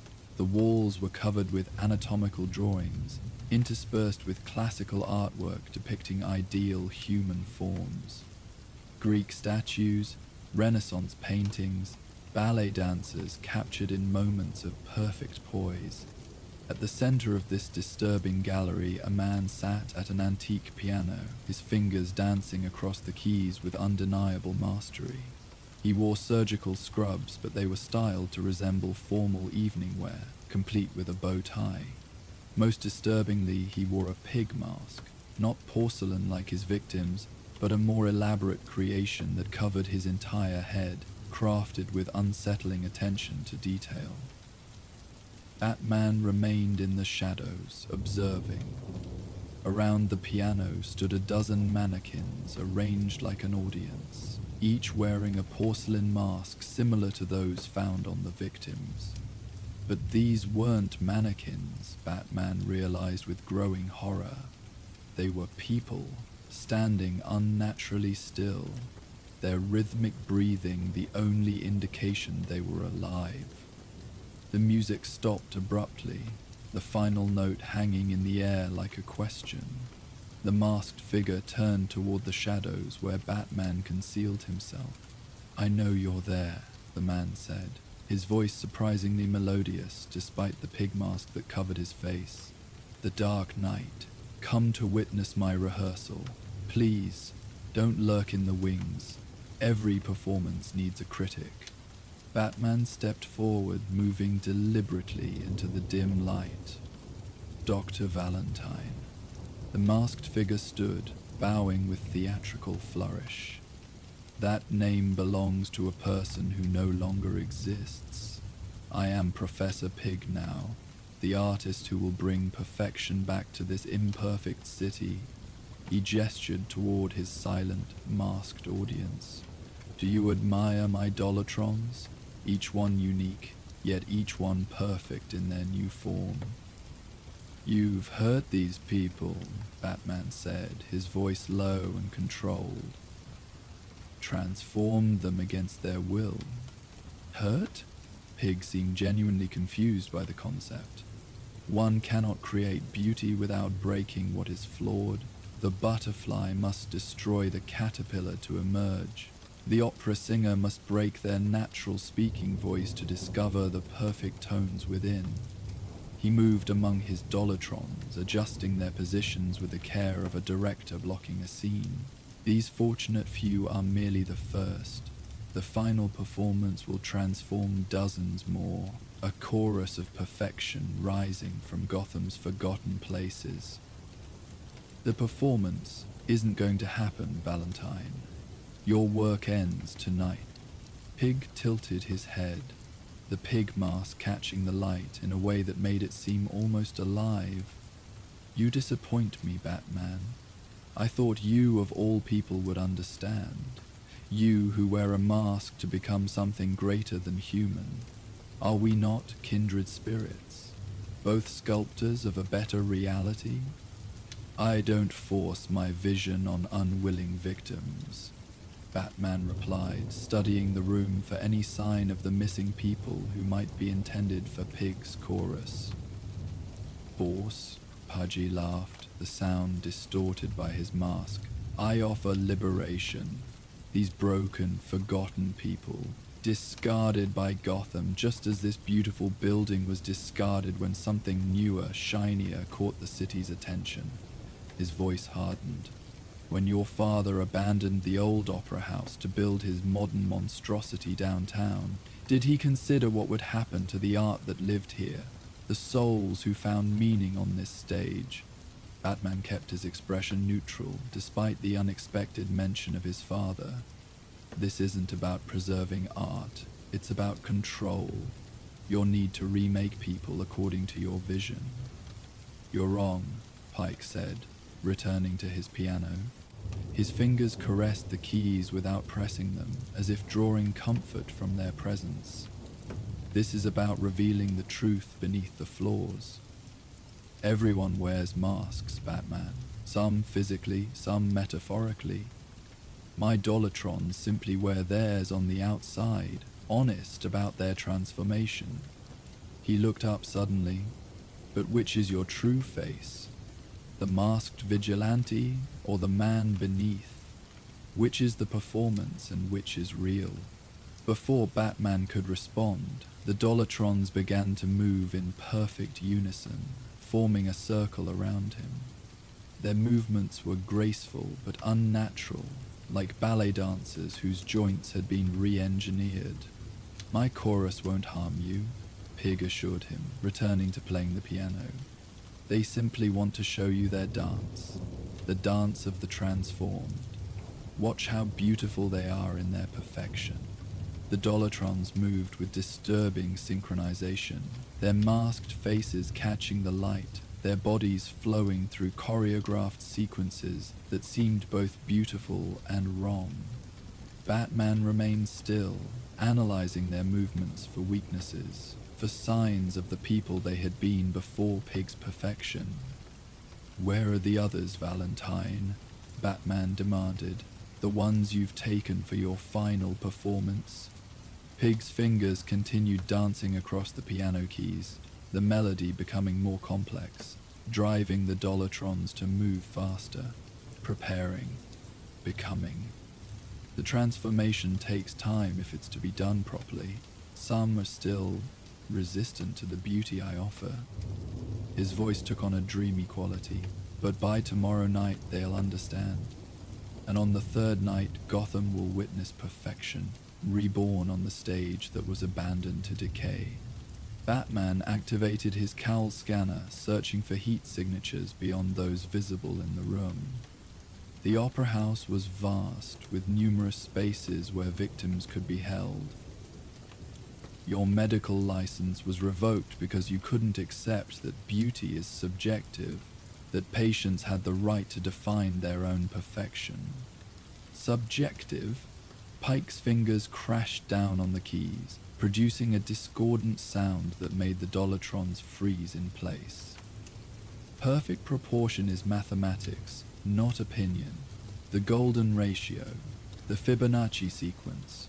These are the building blocks of true beauty. He rose from the piano, moving toward Batman with surprising grace for his bulky frame. "I studied for years, mastering both the science of physical transformation and the art of aesthetic perfection. I alone understand how to unite them."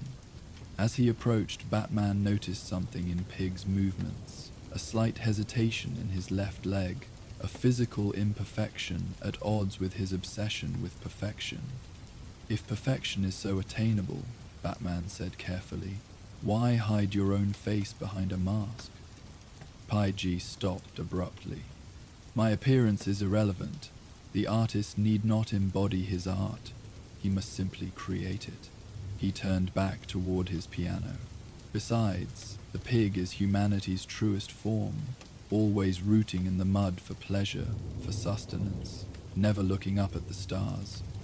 I wear this face as a reminder of what I transcend through my work. While Pig was distracted, Batman surreptitiously placed a small tracking device on the nearest Dollartron. If he couldn't locate the other victims immediately, the tracker would allow him to find them later by following the movements of Pig's existing creations. Your final performance won't happen, Batman stated with quiet certainty. I'm shutting this down now. You're welcome to try, Pike replied, suddenly calm again. But my work is already in motion. The old passages beneath the theater district connect more than just buildings. They connect dreams, Batman. Dreams of what Gotham once was, and what it could be again. He struck a sequence of notes that seemed to serve as some kind of signal. Perhaps you should experience transformation yourself before you judge it. At this cue, the Dollartrons surged forward with unexpected speed. Batman had been prepared for an attack, but not for their coordinated precision. They moved not as individuals, but as components of a single organism, each one anticipating and complementing the other's movements. Batman evaded their initial rush, using his superior training to stay out of their grasp. But fighting the Dollartrons presented a unique challenge. They showed no reaction to pain, no self-preservation instinct. They were, as Pig had named them, like dolls, moving according to their programming regardless of the damage they sustained. They feel no pain, Pyth called out, continuing to play as he watched the confrontation. Pain is imperfection, and I have removed imperfection from their existence. Such liberty to be freed from suffering. Batman calculated his options. The approaching footsteps suggested more Dollartrons. While he could likely defeat them, doing so without causing harm to the victims inside would be challenging. More importantly, engaging them would prevent him from locating and helping the newer captives that Pig was still in the process of transforming. Batman made his decision. He threw a smoke pellet to the ground, filling the chamber with dense fog. As the Dollartrons milled in confusion, he moved swiftly toward a different tunnel than the one he'd entered through. One that, according to the old blueprints, should lead toward the Opera House's main basement. No! Pig called out, his voice echoing through the smoke. You're running from beauty, from perfection. The piano music became frantic, dissonant chords that somehow directed the Dollartrons despite the obscured visibility. Find him, bring him back to witness. Batman moved silently through the tunnel, hearing the controlled breathing of the Dollartrons as they pursued with relentless determination. The passage narrowed, then opened into what had once been a costume storage area for the opera company. Now it had been converted into another workshop, similar to the one in the abandoned costume shop, but larger, more elaborate. Here, Batman found what he'd been searching for, evidence of Pike's preparations for his final performance. Dozens of porcelain masks lined the walls, each one unique yet conforming to the same impossible standard of beauty. Surgical tables stood ready, equipped with restraints and arrays of instruments. Most disturbing was a corkboard displaying photographs of people, all apparently homeless or marginalized residents of the theater district, with notations about their potential and how they would fit into the grand chorus. Alfred, I've found his planning center, Batman reported, quickly photographing the evidence with his cowl's camera. Valentine has been targeting the homeless population around the theater district, specifically people with musical backgrounds, former musicians, singers who never made it, street performers, creating his ideal chorus from those society has forgotten, Alfred observed grimly. There's a certain horrible logic to it. On a desk in the corner, Batman found designs for the Opera House's main stage, diagrams showing how Pig planned to modify it for his grotesque performance. The plans indicated complex machinery that would transform the performers during the show itself, a public demonstration of his art that would culminate in the revelation of his masterpiece. He's planning to use the original stage machinery, Batman realized. The Opera House was famous for its innovative hydraulics that could transform the stage during performances. Valentine's repurposing it. Batman heard the approaching Dollartrons and knew his time in this location was limited. Before leaving, he spotted a journal on the desk, its pages filled with Pig's flowing, elegant handwriting. He quickly photographed several key pages, then slipped away through a maintenance shaft, just as the first Dollartrons entered the workshop. The shaft led upward, eventually opening into the Opera House's vast backstage area. As he approached the main stage, he froze at the sight before him. The grand stage of the Gotham Opera House had been partially restored, its famous machinery apparently operational again. Complex arrangements of pulleys, gears, and hydraulic systems gleamed with fresh oil. At center stage stood what appeared to be some kind of conversion apparatus, a machine designed to apply the porcelain masks and somehow fuse them to living faces. But what truly drew Batman's attention were the cages positioned in the orchestra pit, cages containing people. Unlike the Dollartrons, these individuals still had their own faces, though many showed signs of sedation. They huddled together, some whimpering quietly, others staring with vacant expressions that suggested they'd been drugged. Batman's first instinct was to free them immediately, but years of experience had taught him caution. The cages might be booby-trapped, or the victims might be too compromised to move safely without medical support. As he analyzed the situation, movement in the wings caught his attention. More Dollartrons, emerging from the shadows with their unnaturally fluid grace. "Sir, I've accessed the security feeds around the Opera House." Alfred's voice came through, broken by static. "Valentine has lookouts positioned at every entrance. Police presence would be detected immediately, potentially endangering the hostages." Batman made a rapid assessment. "I've found approximately 20 hostages in the orchestra pit. There appear to be at least 15 Dollartrons inside the building, possibly more. Valentine himself is likely still in the sub-basement at his piano. It seems to be how he coordinates the Dollartron's movements. If I may suggest, sir, secure the hostages' location, but do not attempt extraction yet.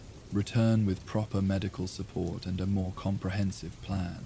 These people will need specialized care." Batman reluctantly acknowledged the wisdom in Alfred's words. He would need to return to the cave, analyze the information gathered, and develop a strategy that would neutralize Pike, while ensuring the safety of both his existing victims and those he planned to transform. Before departing, Batman placed additional tracking devices near the cages and took detailed scans of the conversion apparatus on stage. Whatever Valentine had planned for his final performance, understanding his technology would be key to preventing it. As Batman made his way out through the Opera House's upper levels, he passed what had once been the Grand Lobby, a space where Gotham's elite had gathered in evening wear, their faces composed into masks of sophistication and cultural appreciation. Now dusty mirrors reflected his solitary figure moving through the decay, a different kind of mask, a different kind of performance. Pig's words echoed uncomfortably in his mind. Which is your true face, the masked vigilante or the man beneath? Which is the performance and which is real? The Batcave's cold, pristine environment provided a stark contrast to the decaying grandeur of the Opera House. As Batman removed his cowl, becoming Bruce Wayne once more, Alfred was already at work analyzing the data collected during the reconnaissance. The journal entries you photographed are most illuminating, sir, Alfred observed, enlarging portions of text on the main computer screen. Valentine, or Professor Pig as he now styles himself, appears to have developed a new polymer that bonds with human tissue.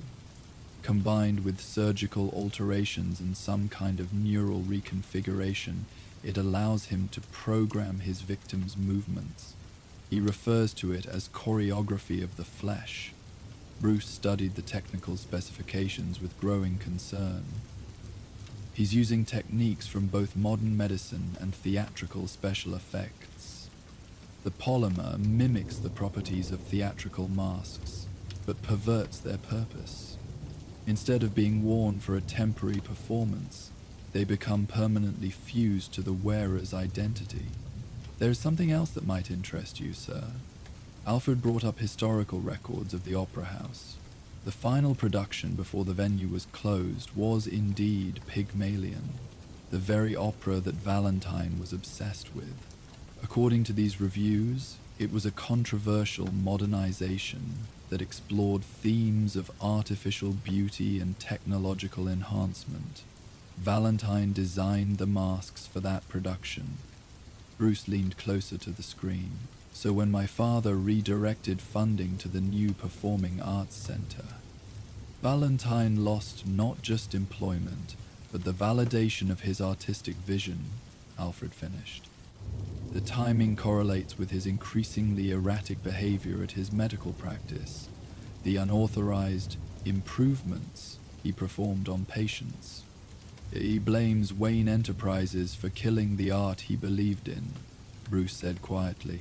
And now he's staging his revenge, a final performance that will transform unwilling participants into his vision of perfection. Alfred pulled up biochemical analyses of samples taken from the mask fragments. The concerning aspect is how the polymer bonds to neural tissue. It appears to create a direct connection to the brain's motor functions, allowing Valentine to control movements through musical cues. The victims remain conscious, but cannot override this external control. A puppeteer pulling strings through music, Bruce said grimly. That explains the piano's central role in his workshop. Indeed, sir. And if I may venture an observation, there's a particular cruel irony in his methods. Opera is an art form that celebrates the human voice, the expression of emotion through sound. Valentine's masks silence his victims while forcing them to perform according to his vision. They become instruments rather than artists. Bruce moved to a workbench where he had laid out components for specialized equipment. We need to develop a solvent that can break down the polymer without damaging the underlying tissue, and something to disrupt the neural links without harming the victims. I've already begun formulations based on the chemical analysis, Alfred assured him. But sir, there's something in Valentine's journal that deeply concerns me. His final performance appears to include what he calls a mass transcendence, applying his masks to all attendees, not just his chorus. Bruce's hands paused over his work. He's planning to transform the audience as well. That's why he built the machine on the main stage. It's designed for multiple simultaneous conversions. He turned to Alfred. How long until the solvent is ready? 4 hours minimum for proper synthesis and testing. Bruce checked the time, nearly dawn. Valentine's final performance was scheduled for tomorrow night, leaving them less than 48 hours to prepare. While the solvent synthesizes, I need to speak with someone who might understand Valentine's psychology better. His journal mentioned a music therapist who once treated him. The early morning sun cast long shadows across Arkham Asylum's imposing architecture as Bruce Wayne entered through the administrative wing. Dr. Eliza Kwan met him in a modest office lined with instruments, a piano in one corner, various percussion pieces arranged on shelves. all secured in ways that ensured they couldn't be used as weapons. "Mr. Wayne," she greeted him with a professional handshake, "your foundation's interest in music therapy is most welcome, though I confess, the urgency of your request was surprising." Bruce dropped the philanthropist facade quickly. "Doctor, I understand your ethical obligations, but right now, Valentine, who now calls himself Professor Pig, has abducted at least 20 people.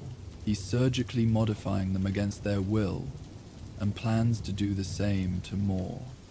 A flicker of genuine alarm crossed her features before professional composure returned. "If that's true, you should be speaking with the police, not me." "The police are involved," Bruce assured her, "but understanding Valentine's psychology might be key to resolving this without further harm to his victims." Dr. Kwan was silent for a long moment, her gaze drifting to the piano in the corner of her office. "When Laszlo first came to me, he was struggling with what he called the dissonance between inner and outer beauty. He was a gifted surgeon with genuine artistic sensibility, but increasingly unable to reconcile his personal vision of beauty with the expectations of his patients." He moved to the piano, pressing a key softly. Music became our common language. He responded to structure, to the mathematical precision of classical compositions. Bach especially. Music built on perfect patterns, on ratios and relationships that created harmony. Her finger struck a discordant note. But he couldn't tolerate improvisation, jazz, anything that prioritized expression over form. Unrefined noise, he called it. "When did his fixation on masks begin?" Bruce asked.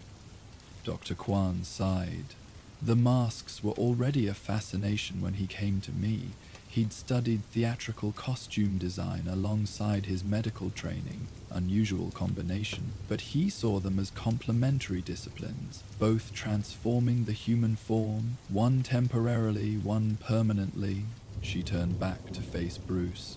"What concerned me was his growing inability to distinguish between the two. He began speaking of surgical procedures in theatrical terms, performances rather than operations." Bruce nodded, the pieces aligning with what he'd observed in Pig's workshop. "And his connection to opera specifically?" Opera represented the perfect union of art forms to him: music, visual design, narrative, all working in harmony to transform ordinary people into vessels of perfect expression. Her expression grew troubled.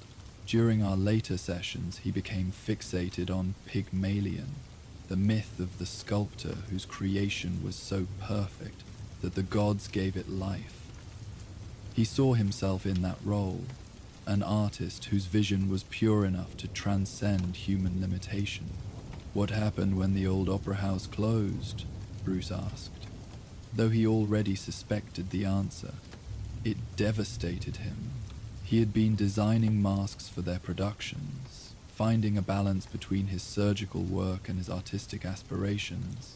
When the funding was redirected to the new Performing Arts Center, she hesitated. He saw it as a betrayal of true beauty in favor of commercial appeal. He specifically mentioned the Wayne Foundation's role in that decision. Dr. Kwan moved to a cabinet and removed a file, hesitating before handing Bruce a photograph. This was Laszlo before he began wearing masks consistently. The image showed a man with a severe facial asymmetry, the result of what appeared to be a congenital condition affecting the left side of his face. His features were frozen in an unnatural position, the muscles clearly compromised. Mobius syndrome, Dr. Kwan explained, a rare neurological condition that affects facial movement. In Laszlo's case, it prevented him from forming expressions on one side of his face. He couldn't smile properly, couldn't show emotion in the way others could. Bruce understood immediately, so he became obsessed with masks, perfect expressions that never change, never betray the imperfections beneath. Precisely. and his surgical career was an extension of that fixation, correcting in others what he couldn't correct in himself. She reclaimed the photograph, returning it to the file. If you're going to confront him, be aware that his pig mask isn't just a disguise, it's central to his delusion. In his mind, by wearing an obviously imperfect face, he transcends human vanity while creating perfection in others. Is there any way to break through that delusion? Bruce asked.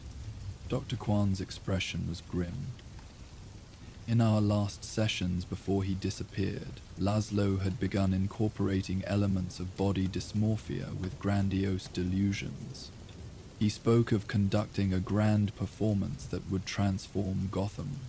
I recommended hospitalization, but he never returned for his next appointment. She met Bruce's gaze directly. If that delusion has fully bloomed, then logic won't reach him. The only language he might still respond to is his art.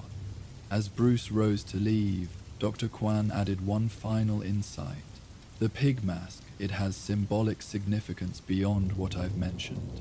In many cultures, pigs represent both impurity and transformation. They consume waste and convert it to sustenance. I believe Laszlo sees himself as transforming Gotham's waste, its forgotten people, into something he considers beautiful. Night had fallen by the time Batman returned to the Opera House, now equipped with the tools needed to counter Pig's grotesque artistry. The solvent that could dissolve the porcelain masks without harming the skin beneath. A modified neural disruptor calibrated to break Valentine's control over his victims, and, most importantly, knowledge of the man behind the pig mask, his motivations, his weaknesses, the tragedy that had twisted his perception of beauty and perfection. The theater district was unnaturally quiet, even for Gotham standards. Batman observed from the rooftops as people hurried past the old opera house, eyes averted, pace quickening, as if on some instinctive level they sensed the horror unfolding within its walls. Alfred, what's the status on Gordon's forces? Standing by 3 blocks away, sir, ready to move on your signal. Medical units are prepared for the victims, with specialized trauma teams for those already altered. Batman made his approach through a different route this time, through the old fly system above the stage, where scenery would once have been raised and lowered during performances. From this vantage point, he could see the final preparations for Valentine's performance in terrible detail. The stage had been transformed into an elaborate operating theater. The conversion apparatus gleamed under spotlights, now clearly revealed as a fusion of surgical equipment and theatrical machinery. Seats in the auditorium had been restored, not with comfort in mind, but with concealed restraints that could trap an audience. Most disturbing were the rows of porcelain masks hanging from the flies like ghostly faces, waiting to descend onto their victims. In the orchestra pit, the cages containing Valentine's intended chorus remained, but now the captives were being prepared, bathed, dressed in formal attire that mimicked performers from the opera house's golden age. Some struggled weakly, others seemed resigned to their fate. Dolatrons moved among them with inhuman grace, attending to their needs with the detached care of backstage hands preparing actors for their debut. And at center stage stood Professor Pig himself, resplendent in a grotesque parody of a conductor's formal wear. His pig mask had been embellished with theatrical elements. Gold leaf around the eyes, a crown of laurel leaves suggesting classical artistic authority. He moved with the exaggerated gestures of an opera director, inspecting every detail of his macabre production. Tomorrow night, he declared to his silent Dolatrons, the city that abandoned beauty will witness its rebirth. Those who come seeking mere entertainment will become part of true art, permanent, perfect, beyond decay or disappointment. He caressed the conversion apparatus lovingly, and those who once closed these doors, who redirected funds to soulless modernism, They will be specially invited to witness transformation firsthand. Batman prepared to descend when something unexpected caught his attention. A figure entering from the wings who wasn't a Dollatron. This person moved with natural human awkwardness, shoulders hunched, steps uncertain. As they moved into the light, Batman recognized Dr. Eliza Kwan. "Laszlo," she called, her voice steady despite the obvious tension in her posture. "I received your invitation." Pig whirled, the pig mask tilting in apparent surprise. "Doctor, you came, how appropriate, the physician who failed to understand my vision, here to witness its culmination." Despite the mocking words, there was genuine emotion in his voice, a hint of the human still existing beneath the monstrous persona. "I understand your vision better than you think, Laszlo," Dr. Kwan replied, remaining at a cautious distance. "I understand that pain drives it, the pain of living in a world that values appearance over substance, that judges before understanding. Pretty words, Doctor. Psychology's mask for uncomfortable truths." Pig gestured grandly toward his Dollatrons. "I've moved beyond words to action, beyond temporary comfort to permanent solution." Dr. Kwan took a step closer. "Have you? Or have you simply found a new way to hide? Your masks don't reveal truth, Laszlo. They conceal it. True beauty includes imperfection, includes pain. It's human." Batman watched the exchange with growing tension, prepared to intervene the moment Valentine showed signs of violence. But something interesting was happening. Pike's theatrical movements had become less pronounced, his posture subtly shifting toward the man he had been before donning the mask. "You still don't understand," Valentin said, but his voice had lost some of its bombastic quality. "I'm creating what was denied me, perfect expression, faces that convey exactly what they mean, without the betrayal of flawed musculature." "Because of your Mobius syndrome," Dr. Kwan acknowledged gently, "because your face couldn't show what you felt. But Laszlo, forcing your pain onto others doesn't heal it. It multiplies it. These people aren't being perfected. They're being silenced, just as you felt silenced." Valentine's hands rose to touch his pig mask, fingers tracing its contours. "The silence is peaceful. When the face is fixed, unchanging, there's no need to constantly wonder how you appear to others, whether they can see the truth or only the flawed vessel." Batman recognized the moment of vulnerability and acted. He dropped silently to the stage behind Valentine, solvent dispenser ready. But before he could move, Valentine sensed his presence and spun around. "You," he snarled, rage returning to his voice. "Always interfering, always judging." He struck a sequence of notes on a small device at his wrist, and immediately his Dollatrons responded, moving to surround Batman with their unnatural coordination. "Bit Laszlo. Don't," Kwan called out. "This isn't art, it's destruction." "Sometimes they're the same thing," Valentine retorted, backing toward his conversion apparatus. "My chorus, protect your conductor. The performance must proceed as planned." Batman deployed the solvent in a wide arc as the Dollatrons closed in. Where the mist touched their porcelain masks, the material began to soften, crack, separate from the skin beneath. Some of the Dollatrons faltered, hands rising to their dissolving masks in confusion. Others continued their advance, Valentine's control still maintaining its hold despite the physical degradation. "No!" Valentine cried, genuine anguish in his voice. "My perfect creations, my flawless chorus." Batman engaged the remaining functional Dolatrons, careful to use only enough force to incapacitate without harming. Each one he disabled received a targeted dose of the neural disruptor, breaking Valentine's control over their movements. As they collapsed, human groans and sobs replaced the eerie silence of their performance, pain returning along with autonomy.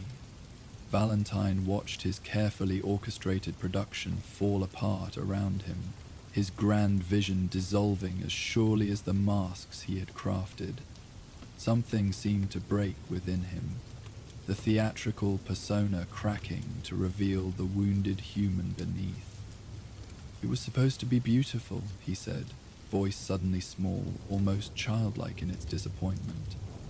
"A perfect performance that would never end, never decay like everything else."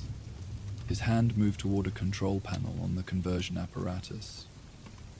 If beauty cannot endure, then perhaps its opposite should reign instead.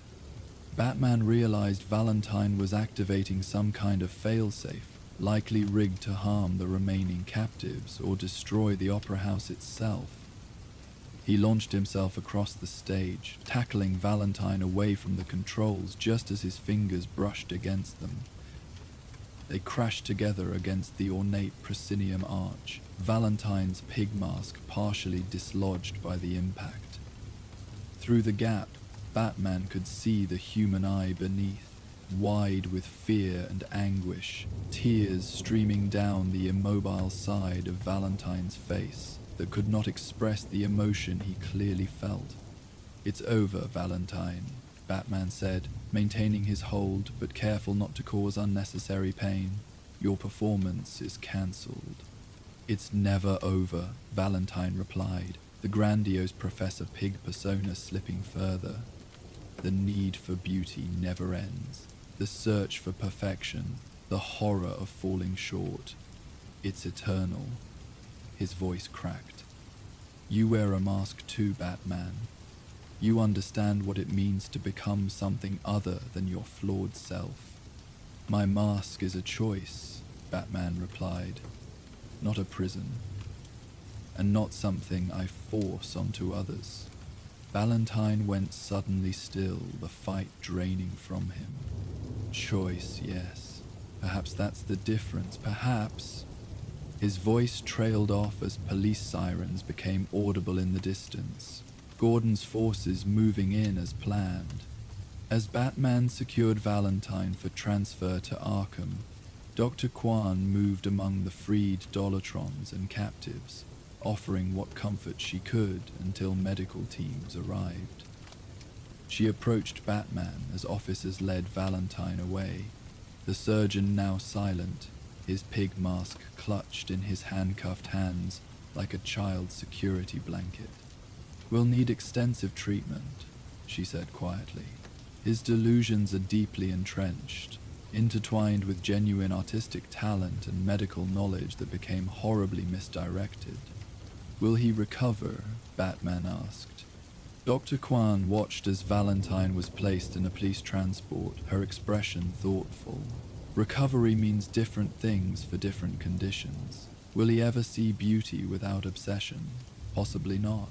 But perhaps he can learn to channel his vision in ways that don't harm others." She looked up at Batman with professional curiosity. "You know, his fixation on your mask wasn't entirely delusional. You both use them to transform, to become something beyond ordinary human limitation. The difference is consent," Batman replied. "Choice." "Yes," she agreed. "Though I wonder, how much of a choice did either of you truly have? Trauma shapes us all, Batman. The masks we wear in response are sometimes the only way we know to survive." As dawn broke over the theater district, Batman watched from a distance as medical teams continued treating Valentine's victims. The porcelain masks had been removed, revealing faces beneath, bruised, altered in some cases, but undeniably human, with all the imperfections and expressions that entailed. Some were crying, Others looked around in confusion. A few were beginning tentative conversations with their rescuers. Not perfect, not identical, not performing according to someone else's score, but authentic in their humanity. Later, as Bruce Wayne stood in the Batcave, cowl removed, Alfred attended to minor injuries sustained during the confrontation. A disturbing case, sir, even by Gotham's considerable standards, Alfred observed, applying antiseptic to a cut along Bruce's temple. To think that Valentine's descent began with the Opera House closure, a Wayne Enterprises decision. Is not the cause, Alfred, Bruce corrected gently. A trigger, perhaps. Valentine's issues went much deeper. His inability to accept imperfection, his rage at a condition he couldn't control. One might observe certain parallels, Alfred suggested carefully, glancing meaningfully at the batsuit now standing empty on its display. The need to transform trauma into something meaningful, to wear a face that can express what one truly feels. Bruce considered this as he watched footage from the Opera House cleanup on the Bat computer. Restoration teams were carefully documenting Valentine's workshop before dismantling it, preserving evidence while ensuring the technologies couldn't be replicated. Valentine's tragedy wasn't his mask, Alfred. It was forcing others to wear his vision of perfection. Bruce touched his own face reflectively. Batman isn't about escaping who I am. It's about honoring it, channeling pain toward protection rather than control. Alfred smiled slightly. Very eloquently put, sir. Though I'd suggest the true difference lies not in philosophy, but in compassion. Valentine saw others as materials for his art. You see them as worth protecting, imperfections and all. As night fell again over Gotham, Batman resumed his patrol, one mask among many in a city of hidden faces and complex identities. Valentine's words echoed in his mind. Which is your true face? The masked vigilante or the man beneath? Perhaps the question itself was flawed. Bruce Wayne and Batman weren't separate identities, but interwoven aspects of the same being. Each authentic in its way, each necessary, each revealing different facets of the same truth. The mask didn't hide, it focused, channeled, protected. Not a perfect solution, but a human one. The moon rose slowly over the city, bathing its architecture in silver light that softened harsh edges and granted a temporary grace to even its most neglected corners. From his vantage point atop Wayne Tower, Batman could see the theater district in the distance, its faded marquees and crumbling grandeur now scheduled for restoration. The Wayne Foundation had announced funding to revitalize the area, not as competition for the new arts center, but as a complement, preserving the district's historic character while creating opportunities for artists who might otherwise be forgotten. It wouldn't erase the damage Valentine had done, nor heal his victims overnight, but it acknowledged a truth the surgeon-turned-monster had distorted. Beauty wasn't about perfection, but about authenticity. About honoring both history and potential, scars and strength, the masks we choose and the faces beneath. With that quiet certainty, Batman launched himself into the darkness, his silhouette briefly visible against the moon before melting into the shadows. A protector who understood that sometimes the greatest strength came not from denying one's brokenness, but from embracing it. As we leave behind the haunting halls of the abandoned opera house and Professor Pye's distorted vision of perfection, we turn our attention to another nocturnal mystery unfolding in Gotham's shadowed corners. The moon that watched over Batman's conflict with Laszlo Valentine now illuminates a different kind of transformation. Not one imposed by surgical tools and porcelain masks, but by the mysteries of biology itself. Where the theatre district's faded grandeur hosted our previous tale, we now move to the Gothic towers and ancient bell chambers that crown Gotham's skyline. Join us as we follow the Dark Knight into our next story, Midnight Bell, where Batman confronts the tragic figure of Man-Bat, a brilliant mind caught between human intellect and primal instinct, whose haunting cries echo through Gotham's moonlit nights like the tolling of a forgotten bell. Until our paths cross again in the shadows of Gotham City, may your dreams be peaceful and your nights restful. Gotham's rain fell like whispered secrets, each drop carrying the weight of the city's long memory as it slid down the weathered stone of ancient bell towers. These sentinels had watched over the streets for centuries, their shadows lengthening with each passing year. Tonight, those shadows seemed deeper, more pregnant with possibility. As dark clouds rolled across the moonlit sky, Batman stood motionless atop the Westwood Tower, the oldest of Gotham's bell structures, his cape gathering the rain in gentle folds. From this height, the city spread beneath him like a dark tapestry woven with threads of light, each illuminated window a silent story. But tonight, his attention was fixed on the pattern of darkness sweeping between the towers, something large, winged, and purposeful. Third sighting this week, Oracle's voice came through his cowl. Same pattern, appears just before midnight, circles the old district, then vanishes near the abandoned cathedral. Batman's eyes narrowed as he tracked the shadow's movement. There was something hauntingly familiar about its flight pattern, something that resonated with memory. "Any connection to Langstrom?" he asked, his voice barely audible above the soft rainfall. "Uncertain," Oracle replied. "Kirk Langstrom's been officially missing for 73 days. Francine reported him gone after he failed to return from his laboratory at Gotham University. His research notes were found scattered, incomplete."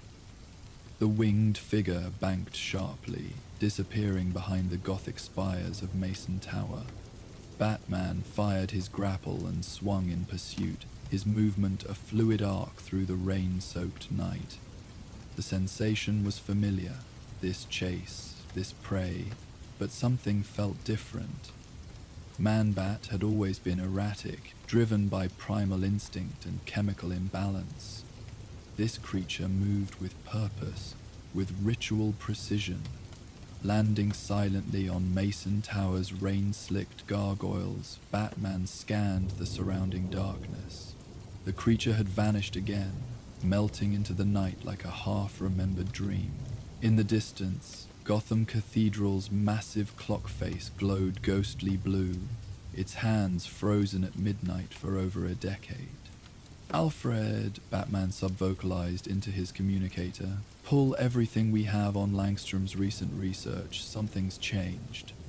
"I've already begun, sir," Alfred replied, his voice carrying the quiet efficiency that had anchored Bruce through countless nights. "Most curious findings, if I may say. Dr. Langstrom appears to have shifted his focus from bat sonar applications to something far more esoteric."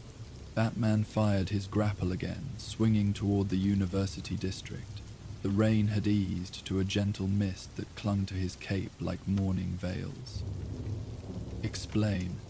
His latest grant applications reference medieval chiropteran mythology, Alfred continued, particularly legends surrounding bell towers and something called the Midnight Echo. Apparently, certain frequencies resonating through ancient bells. The university rose before him, its neo-Gothic architecture a more recent echo of the ancient towers that defined Gotham's skyline. Batman entered through Langstrom's laboratory window, finding the space in the same state of scholarly disarray that had always characterized the scientist's work. The lab remained untouched since Langstrom's disappearance, preserved by university officials hoping for the researchers' return. Papers covered every surface, formulas and diagrams spilling across notebooks and loose sheets in Langstrom's distinctive handwriting. But interspersed with the scientific notations were older, stranger elements. Medieval illustrations of winged figures hovering around bell towers, ancient texts translated in Langstrom's hand, and maps of Gotham with the city's oldest structures circled in red. Batman carefully photographed each document, his cowl scanning and organizing the information for later analysis. He was looking for something specific, he observed to Alfred, something connected to Gotham's bell towers. Indeed, sir, Alfred agreed, and if I may direct your attention to the calendar on his desk, he seems to have marked a recurring lunar cycle. The next date falls tomorrow night. Batman's gaze fell on the notebook open beside the calendar. The final entry, written in increasingly erratic script, read, "It's not a transformation, it's a summoning. The bells were never meant to call the faithful to prayer. They were warnings. When midnight falls, silent, they will come through." The implications settled over him like the mist outside. Langstrom had always believed he was creating a serum to enhance human capabilities, using bat DNA to overcome his own hearing impairment. But these notes suggested something far more disturbing, that he had stumbled upon something ancient, something that had been waiting in Gotham's shadows since the first stones of the city were laid. "Sir," Alfred's voice carried a rare note of concern. "I've taken the liberty of contacting Mrs. Langstrom. She's agreed to speak with you. Not Batman, but Bruce Wayne, patron of her husband's research." Batman closed the notebook, decision made. "Tell her I'll be there within the hour."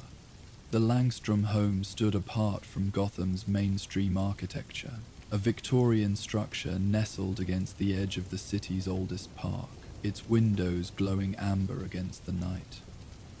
Bruce Wayne approached the front door, the rain having finally stopped, leaving the air heavy with expectation. Francine Langstrom opened the door before he could knock. The month since her husband's disappearance had etched fine lines around her eyes, but her gaze remained sharp, evaluative. "Mr. Wayne," she said, neither warm nor cold. "Thank you for coming personally. It's unexpected."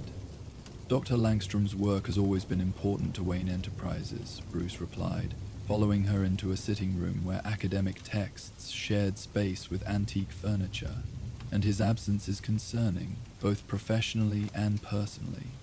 Francine gestured to a chair as she took her own seat, hands folded precisely in her lap. "You're not here about his sonics research," she stated flatly. "You're here about the other project, the one he didn't include in his grant applications." Bruce studied her carefully. "You know about it then?" "I know that my husband found something he shouldn't have," she replied, her voice barely above a whisper, "something in the university's restricted archives while researching bat echolocation in medieval bell design." She rose and moved to a secretary desk, retrieving a small leather-bound journal. "He kept this separate from his official notes. I didn't show it to the police when he disappeared. I was afraid of what they might think." She handed the journal to Bruce, her fingers lingering on the worn cover. "Kirk was brilliant, Mr. Wayne, but brilliance can sometimes pierce veils better left intact." The journal contained entries dating back 6 months, beginning with academic curiosity about the acoustic properties of Gotham's oldest bells, and descending gradually into something darker. Langstrom had discovered that the city's original planners had built the bell towers according to specific mathematical formulas, creating a network of sound that, when activated in the proper sequence, produced frequencies beyond human hearing. "He became obsessed with the pattern," Francine explained as Bruce read. with finding the missing piece. Gotham Cathedral's great bell, the one that hasn't rung since the clock stopped. He called it the Midnight Bell and became convinced it was the keystone of the entire system. Bruce looked up from the journal. Did he ever mention what he believed the system was designed to do?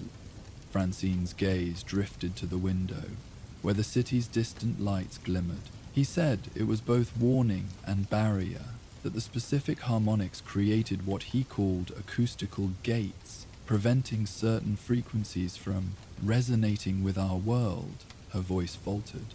The last night, before he went missing, he said he'd found evidence that the cathedral bell had been deliberately silenced a century ago after something came through during a particular astronomical alignment. Bruce closed the journal, pieces falling into place, and he intended to test his theory. Kirk always needed to prove his hypotheses, she replied, a sad smile touching her lips, even when testing them might not have been wise.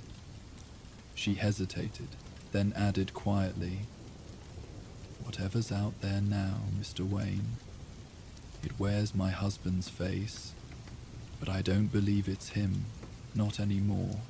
Bruce left the Langstrom home with the journal and a growing sense of urgency.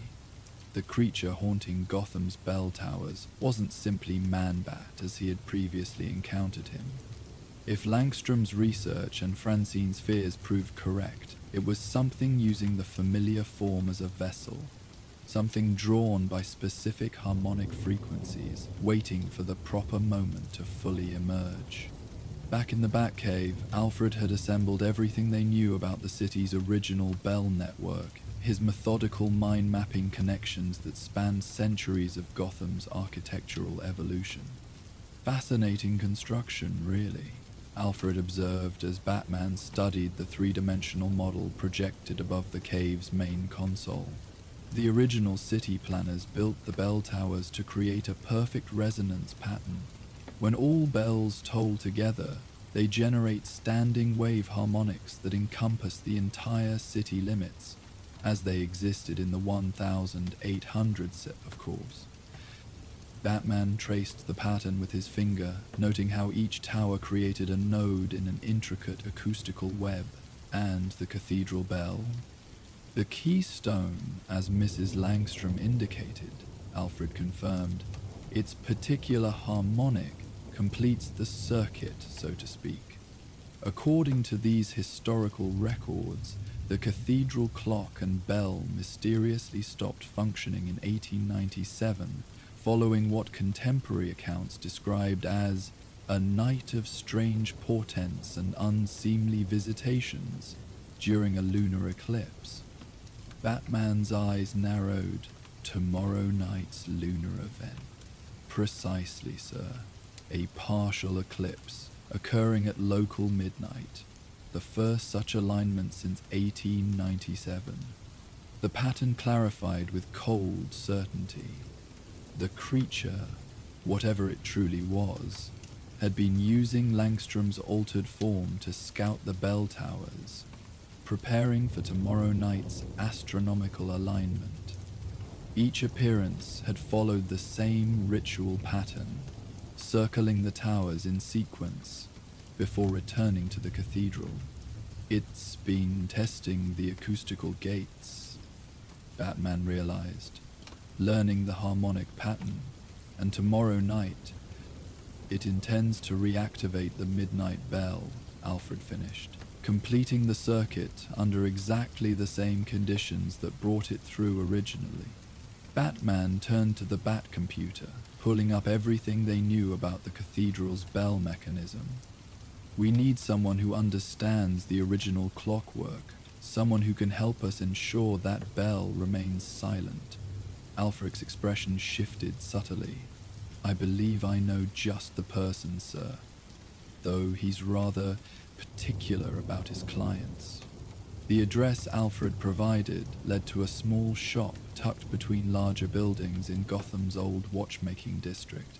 Despite the digital revolution, this small enclave maintained traditions centuries old, their windows displaying timepieces that measured life in steady, mechanical heartbeats. Maxwell Horloger's shop was the oldest, its window crowded with clocks of every description, each showing a slightly different time, their combined ticking creating a strange arrhythmic music. The sign on the door simply read, "By appointment only," in faded gold lettering.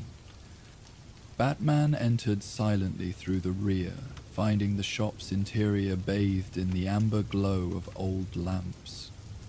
The walls were lined with clocks, their faces watching like unblinking eyes, their pendulums swinging in mesmerizing patterns. At the center, bent over a disassembled mechanism, sat an elderly man whose unseeing eyes were covered by thick, specialized lenses.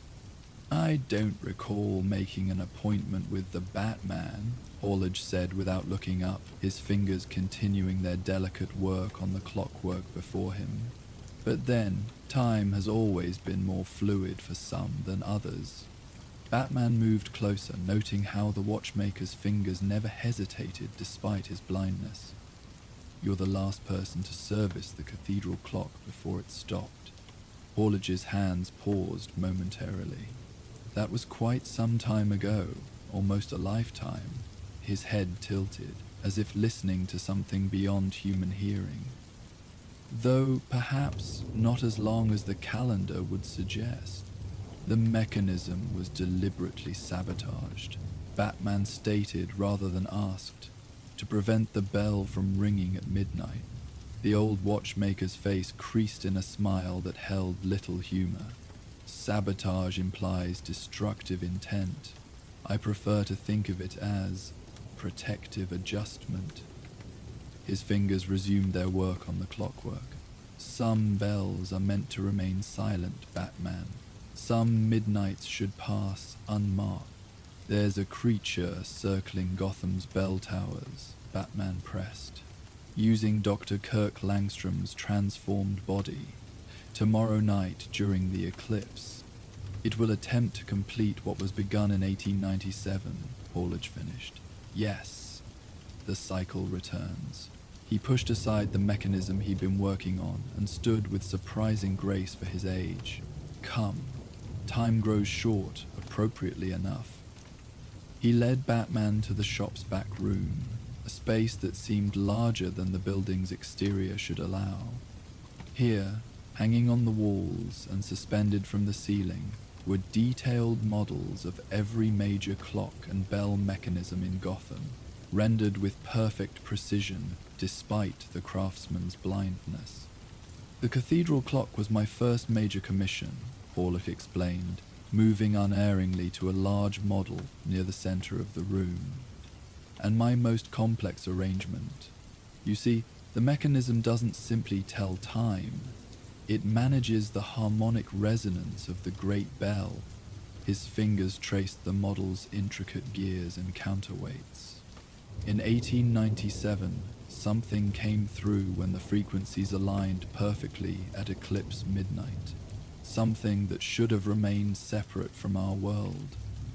It took 7 lives before the bell was silenced, trapping it between resonance states. Langstrom found records of this," Batman said, "and believed he could control whatever emerged." Horlidge nodded sadly.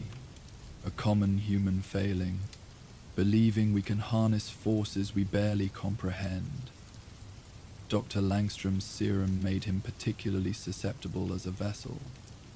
His altered DNA resonated with the entity, allowing it partial manifestation as it tested the acoustical barriers."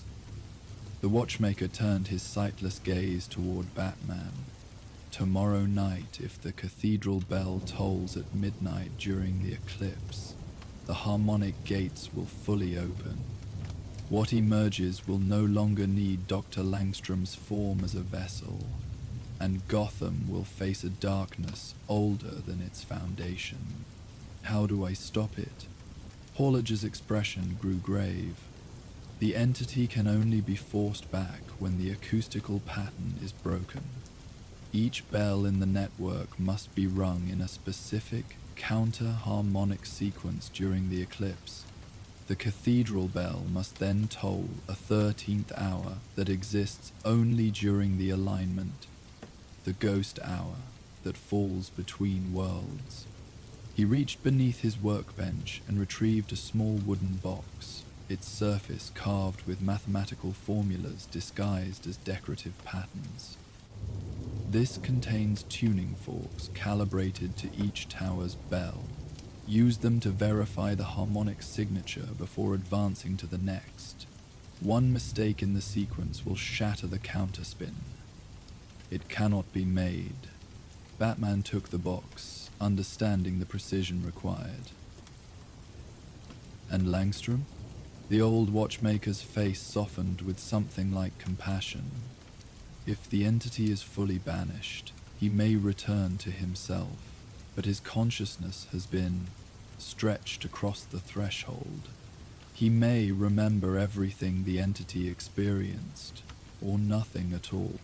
As Batman turned to leave, Horloge added quietly, "The Batman is also a creature of resonance, you know, a frequency that vibrates against Gotham's darkness.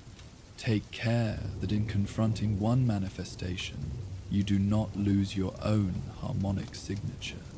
The night of the eclipse arrived with unnatural stillness. The perpetual background noise of Gotham seemed muted, as if the city itself were holding its breath. Batman positioned his allies strategically, Oracle coordinating from the clock tower, Nightwing and Robin stationed at key bell towers, prepared to implement the counter-harmonic sequence if needed. Alfred remained in the Batcave, Langstrom's journals and Horloge's acoustical mathematics spread before him. "The alignment begins at 11:40 p.m., he reminded Batman. "The entity will likely begin its final approach to the cathedral at that time." Batman stood atop the cathedral's western tower, the frozen clock face glowing faintly behind him. From this vantage, he could see each of the original bell towers, their weathered stones silver in the waning moonlight as the eclipse slowly began its celestial dance. "Movement at the university," Oracle reported. "Wing pattern matching previous encounters, but larger, much larger." Batman activated his cowl's enhanced vision, scanning the night sky. There, a massive silhouette rising from the university's biological sciences building, its wingspan nearly twice what he'd observed in previous encounters. The creature that wore Langstrom's transformed body had grown, its bat-like features elongated into something more ancient and terrible, as if the man-bat form were merely a scaffolding for something still emerging. "It's following the same pattern," Nightwing reported from his position at Westwood Tower, circling each bell point but moving faster than before.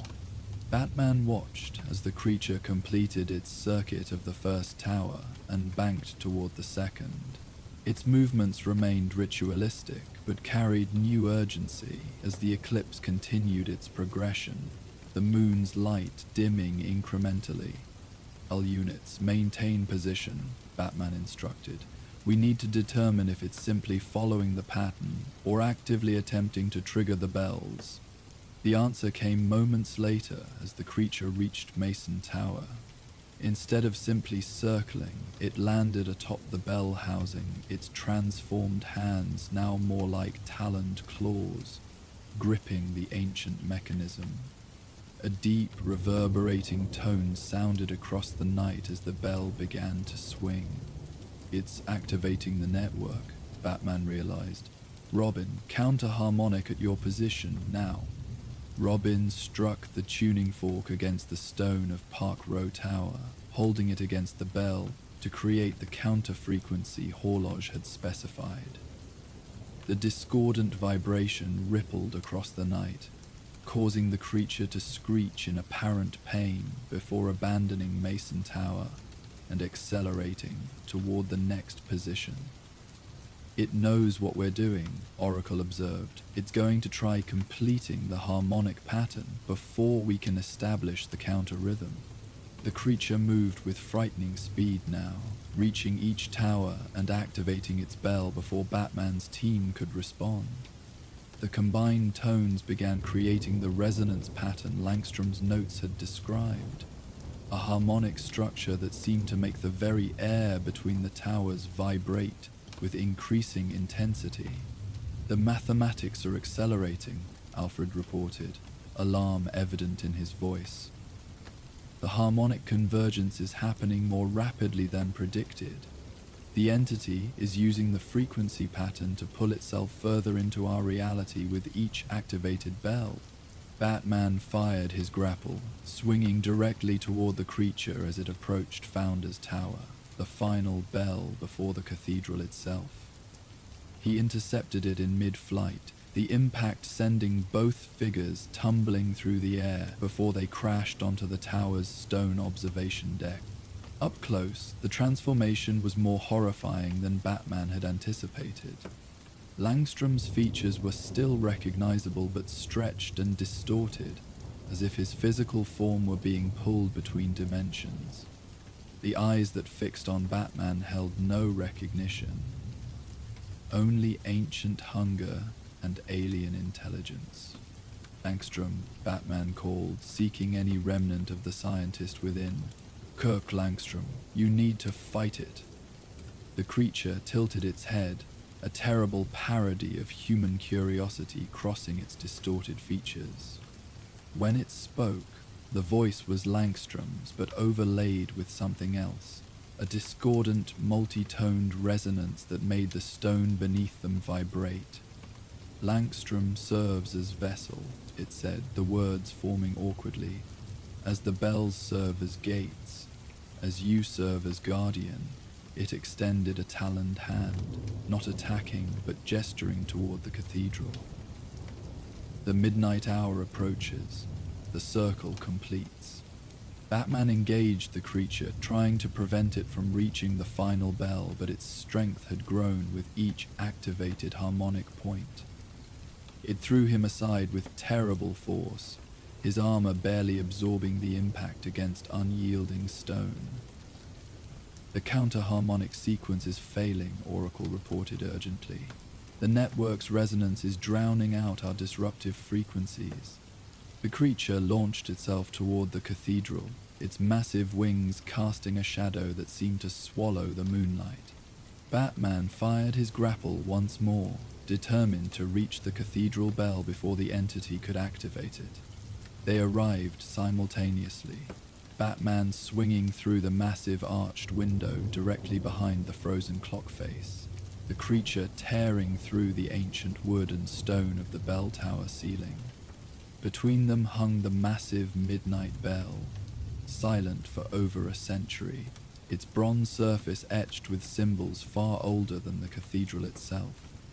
The eclipse had nearly reached its zenith, the moon's remaining light taking on the blood-red hue that had marked the 1897 incident. Through the shattered clock face, Batman could see the resonance pattern connecting all 7 bell towers, lines of vibrating energy visible only during this perfect alignment. "A minute to midnight," Alfred warned. "Sir, Mr. Horlage's notes indicate that once the harmonic pattern is fully established, it can only be broken by the 13th hour. The creature moved toward the bell, its distorted form seeming to flicker between states of reality, growing more substantial with each passing second. Batman positioned himself between it and the bell, the final tuning fork ready in his hand.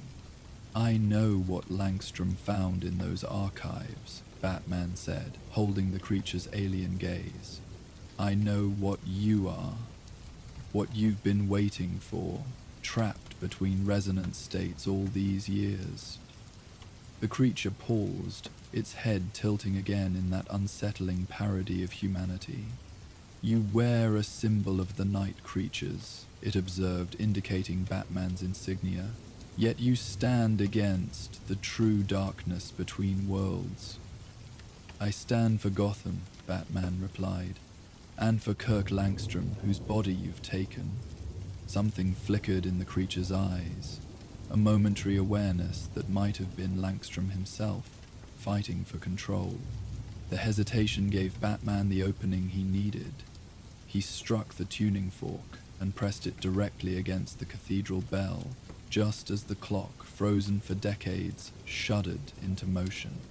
The first chime of midnight sounded, deep and resonant, sending vibrations through the tower's ancient stones. The creature screamed, a sound that contained both Langstrom's human agony and something far more alien. Its form began to warp more violently, stretching toward the harmonically charged space between the bell towers. "The pattern is collapsing," Oracle reported. Nightwing and Robin confirmed counter-harmonics at all positions. With each toll of the midnight bell, the creature's connection to physical reality seemed to weaken. By the 12th stroke, it had become almost transparent, its form wavering like heat distortion above summer pavement. But Batman knew from Horlage's instructions that the crucial moment would be the 13th hour, the ghost hour that existed only during the perfect alignment. As the 12th stroke faded, time seemed to pause. The massive pendulum hung motionless at the bottom of its arc, the hammer poised for a 13th strike that conventional time would not permit. The eclipse reached perfect alignment, the moon's bloody light focusing through the shattered clock face onto the bell's ancient surface. In that suspended moment, the creature spoke again, but now the voice was purely Langstrom's, frightened, confused, but human. "Batman, what's happening to me?" "Hold on, Kirk," Batman urged, maintaining the counter-harmonic tune. "Fight to remember who you are." The pendulum moved, swinging against all natural law into a 13th cycle. As it struck, the sound that emerged was unlike any conventional bell tone, a frequency that seemed to exist at the threshold of perception, felt more than heard. The creature that was both Langstrom and not Langstrom convulsed, its form yanked violently between states of being. "It's pulling me back," Langstrom's voice cried, suddenly clear and desperate. "But it doesn't want to go alone." Batman saw the danger too late.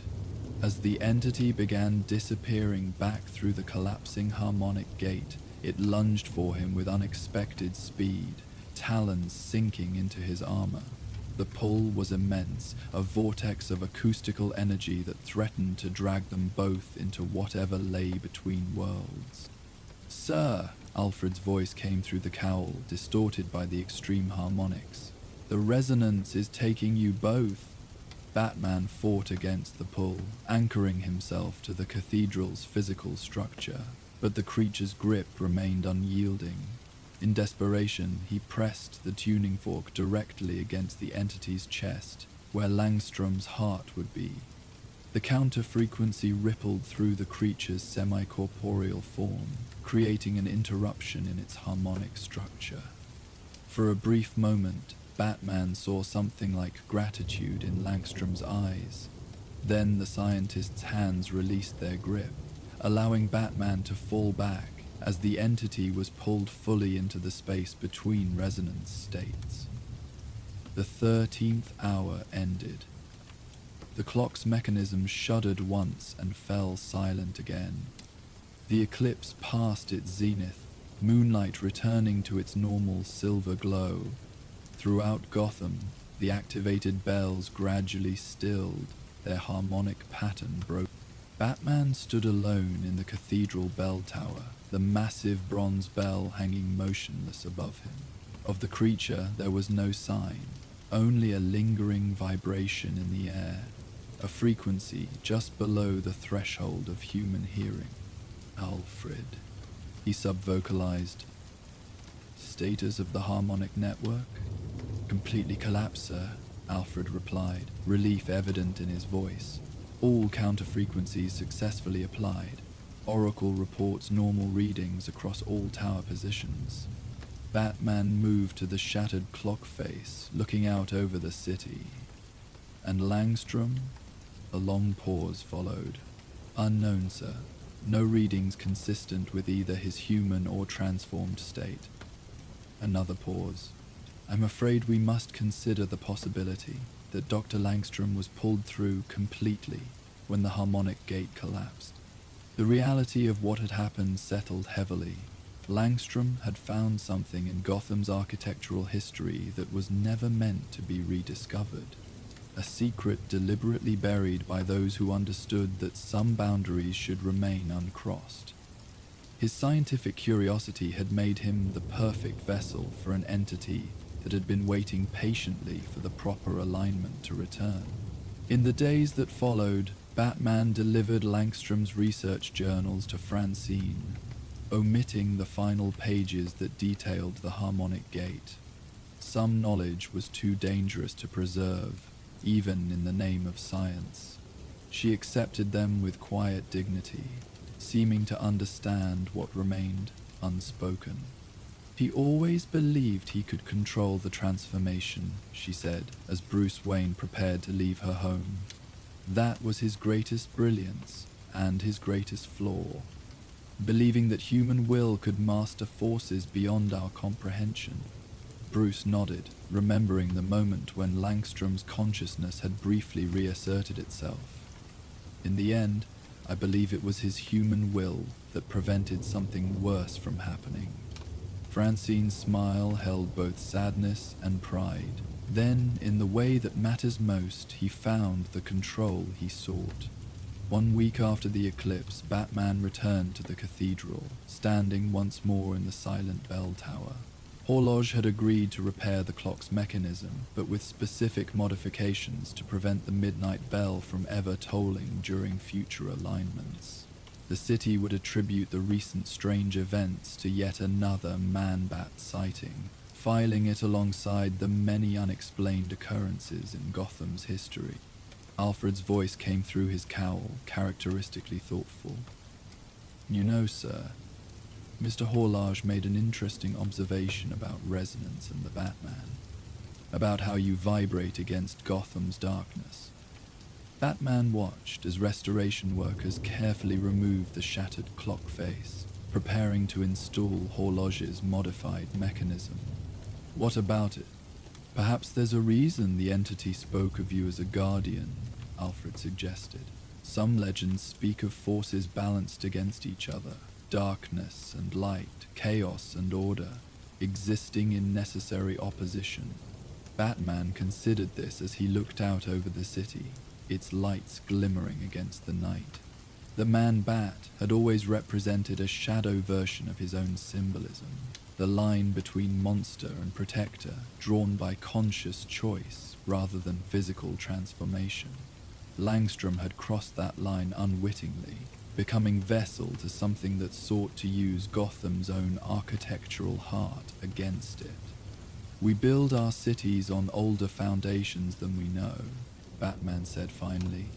Create symbols and guardians that echo ancient patterns, but in the end what matters is the choice, to protect rather than consume.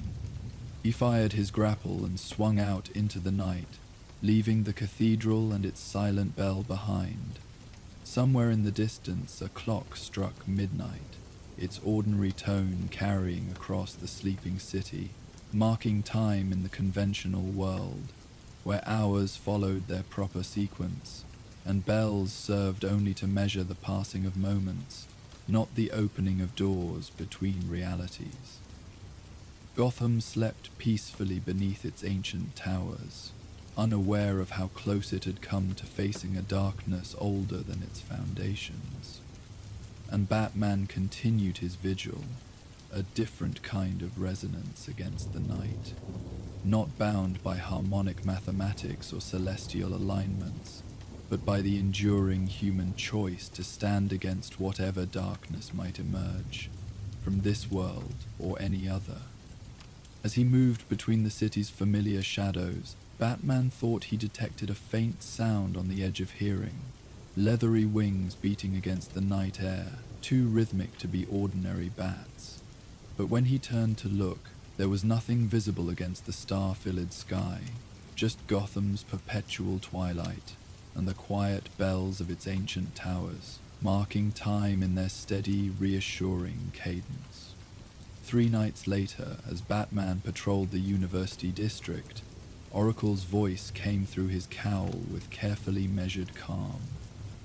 There's been a development at Gotham General. A John Doe patient just regained consciousness after being found unconscious near the cathedral the morning after the eclipse. Batman altered his course immediately, swinging toward the hospital. Description: male, early 40s, severe disorientation and memory gaps. Attending physician noted unusual brain activity patterns during his unconscious state, rhythmic oscillations that didn't match normal human patterns. The hospital's research wing was quiet at this late hour, most staff having departed save for the night shift nurses. Batman slipped in through a service entrance, making his way to the room number Oracle had provided. The man lay still upon the bed, medical monitors tracking his vital signs with soft electronic pulses. In the dim light, Kirk Langstrom's features were gaunt, but recognizably human. No trace remained of the monstrous transformation Batman had witnessed in the bell tower. His condition? Batman asked Oracle quietly. Stable but unusual.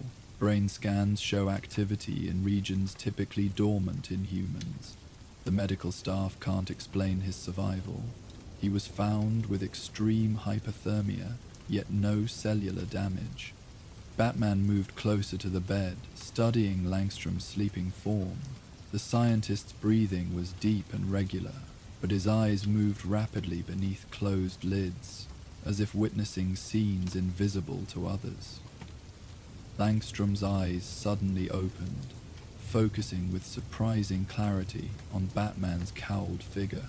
"You were there," he said, voice hoarse from disuse, "at the 13th hour. You remember." Langstrom's gaze drifted to the window, where Gotham's towers were visible against the night sky. "Not everything. Fragments, like memories from a life I never lived." His hands trembled slightly as he raised them, examining them as if confirming they were truly his own. "It used me to understand your world, to find the bell pattern, but when the harmonic gate collapsed, it let you go," Batman finished. "Not willingly." A shadow passed across Langstrom's features. "It tried to take me with it, but there was a moment, just one moment, when the frequencies aligned perfectly, creating a kind of harmonic null point. I felt myself separate from it." Batman remembered the instant when the tuning fork had touched the creature's chest, creating the counter-frequency that had disrupted its harmonic structure. What was it? Langstrom closed his eyes briefly, as if searching through fractured memories. Something old, something that remembered Gotham before there was a Gotham. It existed in the space between sound waves, between moments, waiting for the right resonance to let it through. His eyes opened again, focusing on Batman with sudden intensity. "It's still there, still waiting. The harmonic gate is closed, but not destroyed. Horologe has modified the cathedral clock," Batman assured him. "The bell won't toll during future alignments." Horologe. Langstrom spoke the name with surprising recognition. The clockmaker who isn't just a clockmaker. Yes, his adjustments will hold, for now. He sank back against the pillows, exhaustion evident in every line of his body. But Gotham's bells remain. The acoustical network still exists, dormant but intact. And the entity, it knows the pattern now. It experienced our world through me, learned our science, our mathematics. Next time, it won't need a vessel to guide it. Next time, The alignment repeats in 73 years, 5 months, and 12 days, Langstrom replied with disturbing precision. Unless someone triggers the sequence manually before then, someone who knows the mathematics. Batman studied the scientist carefully, noting how his gaze now avoided direct contact. Someone like you. Langstrom's laugh held no humor. I destroyed my research before I went to the cathedral that night, burned everything I'd learned about the harmonic gates. I knew it was dangerous, even as I was compelled to complete the work. His voice dropped to a whisper, but the knowledge is still here. He tapped his temple. Fragments, equations, frequencies that shouldn't resonate in human minds. I hear them when I sleep. You need help, Kirk. Specialized help. From whom? Langstrom asked with genuine curiosity. What discipline covers entities that exist in harmonic resonance states? What therapy addresses memories of witnessing reality from outside its normal flow? He shook his head slowly. No, Batman, what I need is purpose, direction. A way to use what I have experienced to protect others, not endanger them. Batman considered the man before him. Brilliant, damaged, but still fundamentally driven by the scientific desire to understand and improve the world. When you're released from the hospital, contact Lucius Fox at Wayne Enterprises. Tell him I sent you. We have resources for specialized research, including acoustical engineering applications for protective technologies. Relief washed over Langstrom's features. You would trust me? After what happened? I trust that you understand the consequences better than anyone, Batman replied. And sometimes, the person who opened the door is the one best qualified to design the lock. Langstrom nodded slowly, his eyelids growing heavy as the medication in his IV began to take effect. The resonance patterns. They could have applications beyond what the entity intended. Protective technologies, like you said. Ways to shield against frequencies that harm rather than heal. His voice grew fainter as he drifted towards sleep. I can hear the bells sometimes, still, but now they sound like warnings, not invitations. As Batman prepared to leave, Langstrom spoke once more, his words slurred but deliberate. When I was there, between worlds, I saw other guardians, other frequencies that stand against the darkness. You're not the only one, Batman, just the one Gotham needed. After Langstrom had fallen fully asleep, Batman slipped from the room as silently as he had entered. Outside, the night had deepened, a gentle rain beginning to fall once more upon the city. The drops created their own subtle music against stone and glass, a softer counterpoint to the memory of the bell's deep resonance. Alfred's voice came through the cowl, gentle but probing. Will you tell Mrs. Langstrom that her husband has returned? Yes, Batman replied, moving across rooftops toward the residential district where Francine still waited, caught between grief and hope. That he remembers being something other than himself? No. Some knowledge isn't ours to share. Very wise, sir, Alfred agreed. And what of Mr. Horloge's observation about your own resonance with Gotham's darkness? Batman paused on the edge of a Gothic cornice, rain gathering on his cape and running in rivulets to join the city below. The question deserved consideration. The parallel between his symbolic embodiment of fear and the ancient entity that had used Langstrom as its vessel.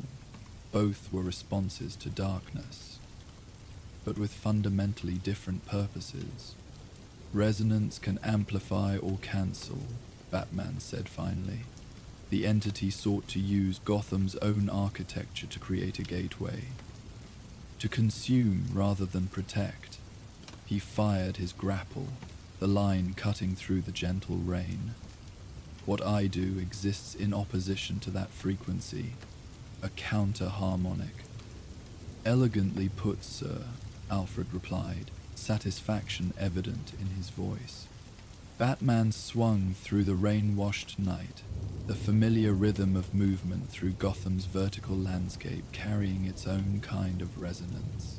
Each building, each weathered stone and ancient spire, each modern glass tower and crumbling gargoyle, all were part of the city's deep architectural voice, its story told in materials and mathematics as much as in the lives of its people. Francine Langstrom's windows still glowed amber as he approached, suggesting another sleepless night for the scientist's wife. Batman watched from a discreet distance as Bruce Wayne's call came through on her phone, bringing news of her husband's miraculous recovery. The joy that transformed her face was its own kind of light, pushing back the shadows that had gathered around her life. Later, as dawn approached, Batman stood once more atop the cathedral's western tower. Horloge's workmen had completed the first phase of repairs, installing temporary protections until the specialized mechanism could be fully implemented. The great midnight bell hung silent in its housing, its ancient bronze surface catching the first faint light of morning. Below, Gotham was awakening, its rhythms and routines creating the familiar symphony of urban life. Few of its citizens would ever know how close they had come to facing something beyond comprehension, or that their safety had depended on understanding the mathematical properties of bells, installed centuries ago by architects who had known more than their historical records suggested. Batman touched the stone beneath him, feeling the faint vibrations of the city rising through ancient foundations. Gotham had been built and rebuilt many times, each iteration adding new resonances to its complex harmonic signature. Yet something essential remained constant, something that had called both to him and to darker forces, something that required guardianship. "Dawn patrol completed, sir?" Alfred inquired through the cowl. "Or shall I expect you home with the bats?" Batman allowed himself a small smile at the unintended resonance of the question. "On my way, Alfred, just listening to the city for a moment. And what does it tell you this morning?" Batman looked out over the awakening metropolis, its towers catching the sunrise in plains of gold and amber. "That some bells are meant to be silent, and others to sound the alarm. The difference lies in understanding which is which, and when." He fired his grapple one final time, swinging down from the cathedral toward where the Batmobile waited in a shadowed side street.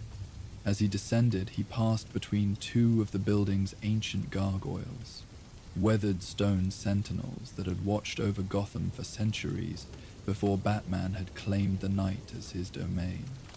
Their sightless eyes seemed to follow his movement, their carved features holding secrets as old as the city itself. For a moment, just at the edge of hearing, he thought he detected the faint echo of a bell. Not the deep resonance of the cathedral's great midnight bell, but something softer, more distant, like the memory of sound rather than sound itself, the acoustical shadow of what might have been, or what might yet be, had the harmonic gates fully opened. But then it was gone, lost beneath the growing sounds of morning traffic and human voices, the ordinary music of Gotham continuing its perpetual composition. Batman landed beside the Batmobile, the night's vigil complete. Whatever ancient forces had stirred within the city's architectural heart had been quieted, at least for now. As he drove through streets gradually filling with morning light, Batman reflected on Langstrom's final words before succumbing to sleep, that he was not the only guardian, merely the one Gotham needed. Perhaps each city, each collection of human lives and aspirations built upon foundations both literal and symbolic, generated its own protective frequency, its own resonant guardian shaped by the unique harmonics of its history and architecture. Back in the quiet sanctuary of the Batcave, Bruce removed the cowl, feeling the familiar transition between his nocturnal and diurnal identities. Alfred waited with his customary quiet efficiency, a light breakfast prepared despite the unusual hour. "I took the liberty of contacting Lucius about Dr. Langstrom," Alfred mentioned as Bruce changed into civilian clothes.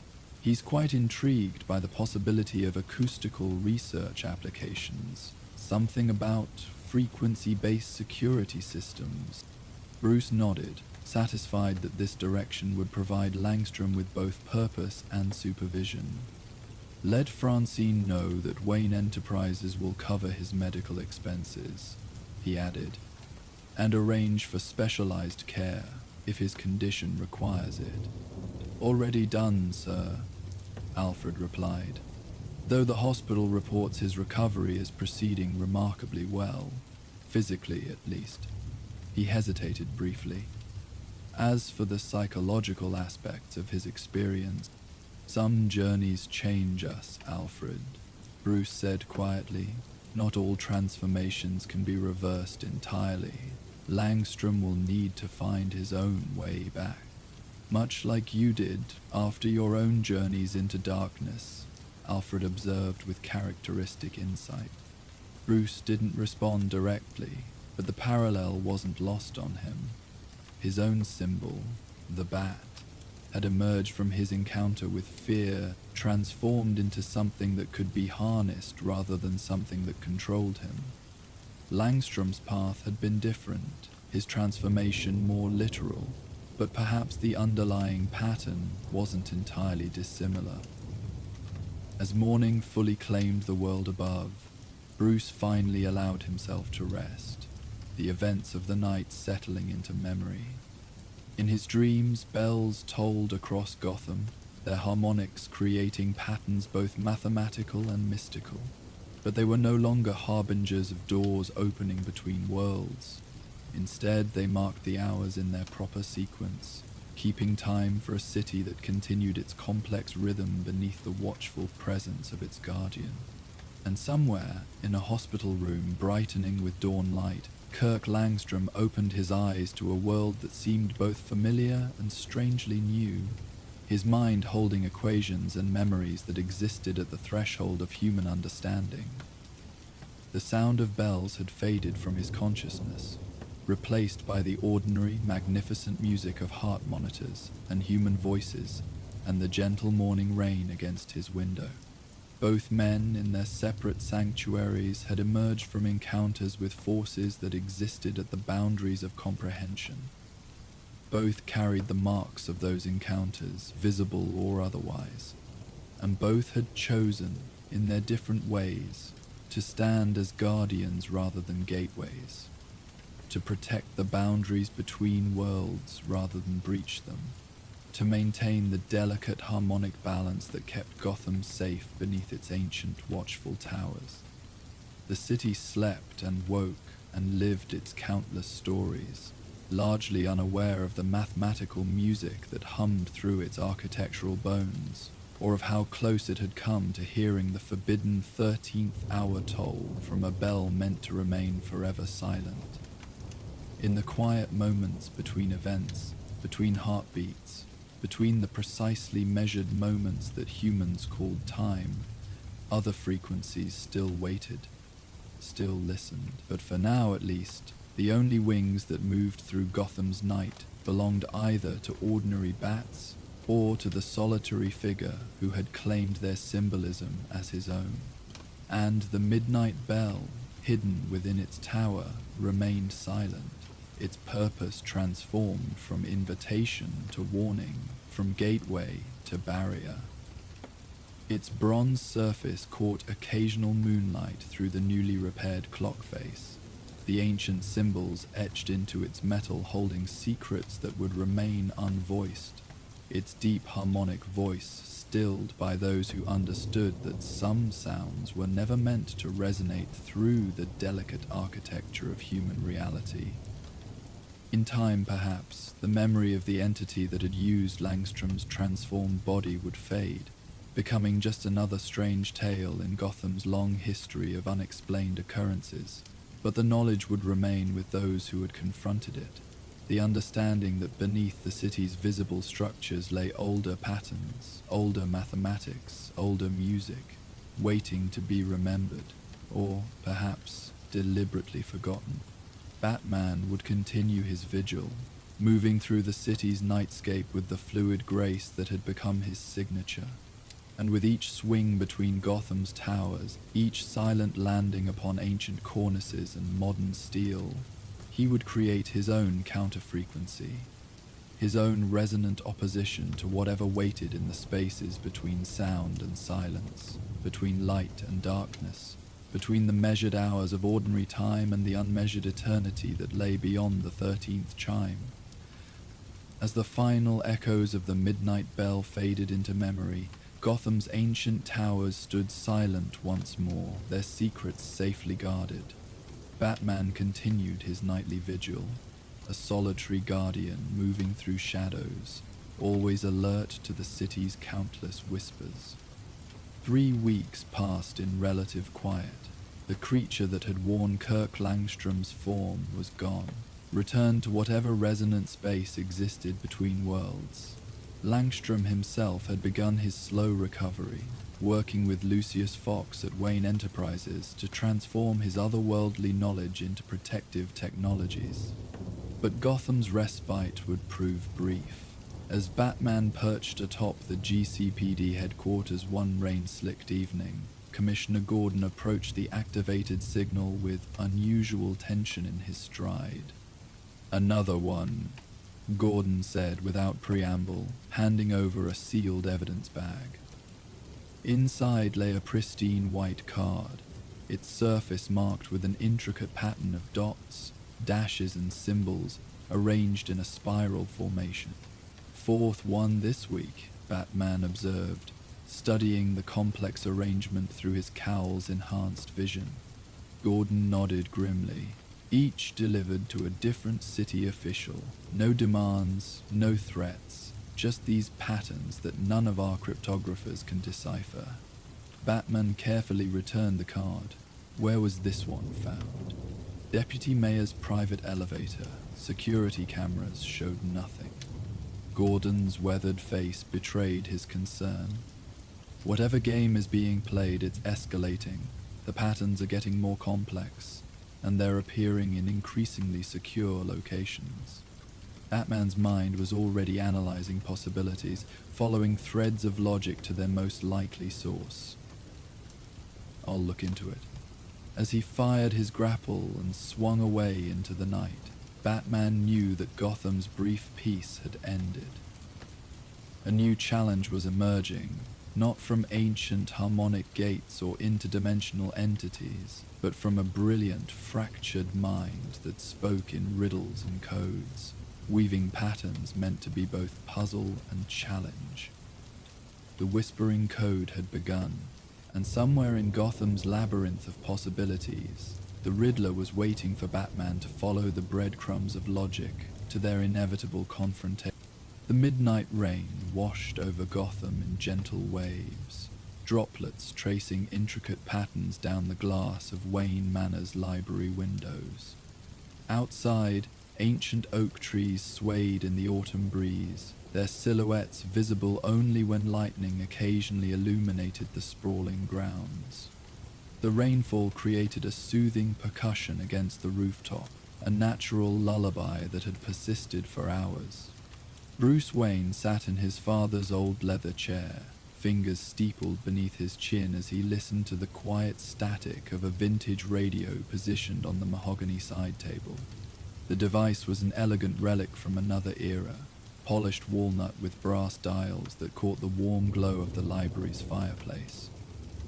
The dancing flames cast long shadows across leather-bound volumes that lined the walls, collections spanning centuries of human knowledge.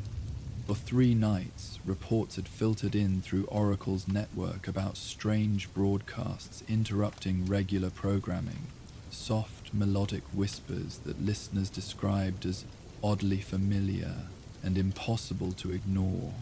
The phenomenon had begun in isolated pockets of the city, a small apartment complex here, a suburban neighborhood there, but had steadily expanded its reach.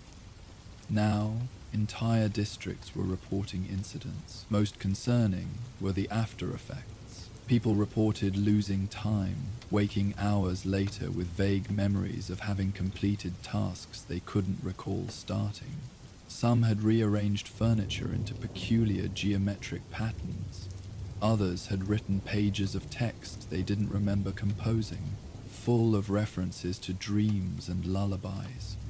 Master Bruce, Alfred's voice came softly from the doorway, not wanting to disturb the concentrated silence. Miss Gordon has forwarded the latest recording. This one managed to affect an entire apartment building on the east side. 27 residents, all found wandering in their hallways at 3 a.m., reciting nursery rhymes in perfect unison. Bruce's eyes remained fixed on the rain-streaked darkness beyond the window. And the pattern is consistent with the previous incidents? I'm afraid so, sir. A broadcast lasting precisely 7 minutes and 13 seconds, followed by mass suggestibility lasting approximately 4 hours.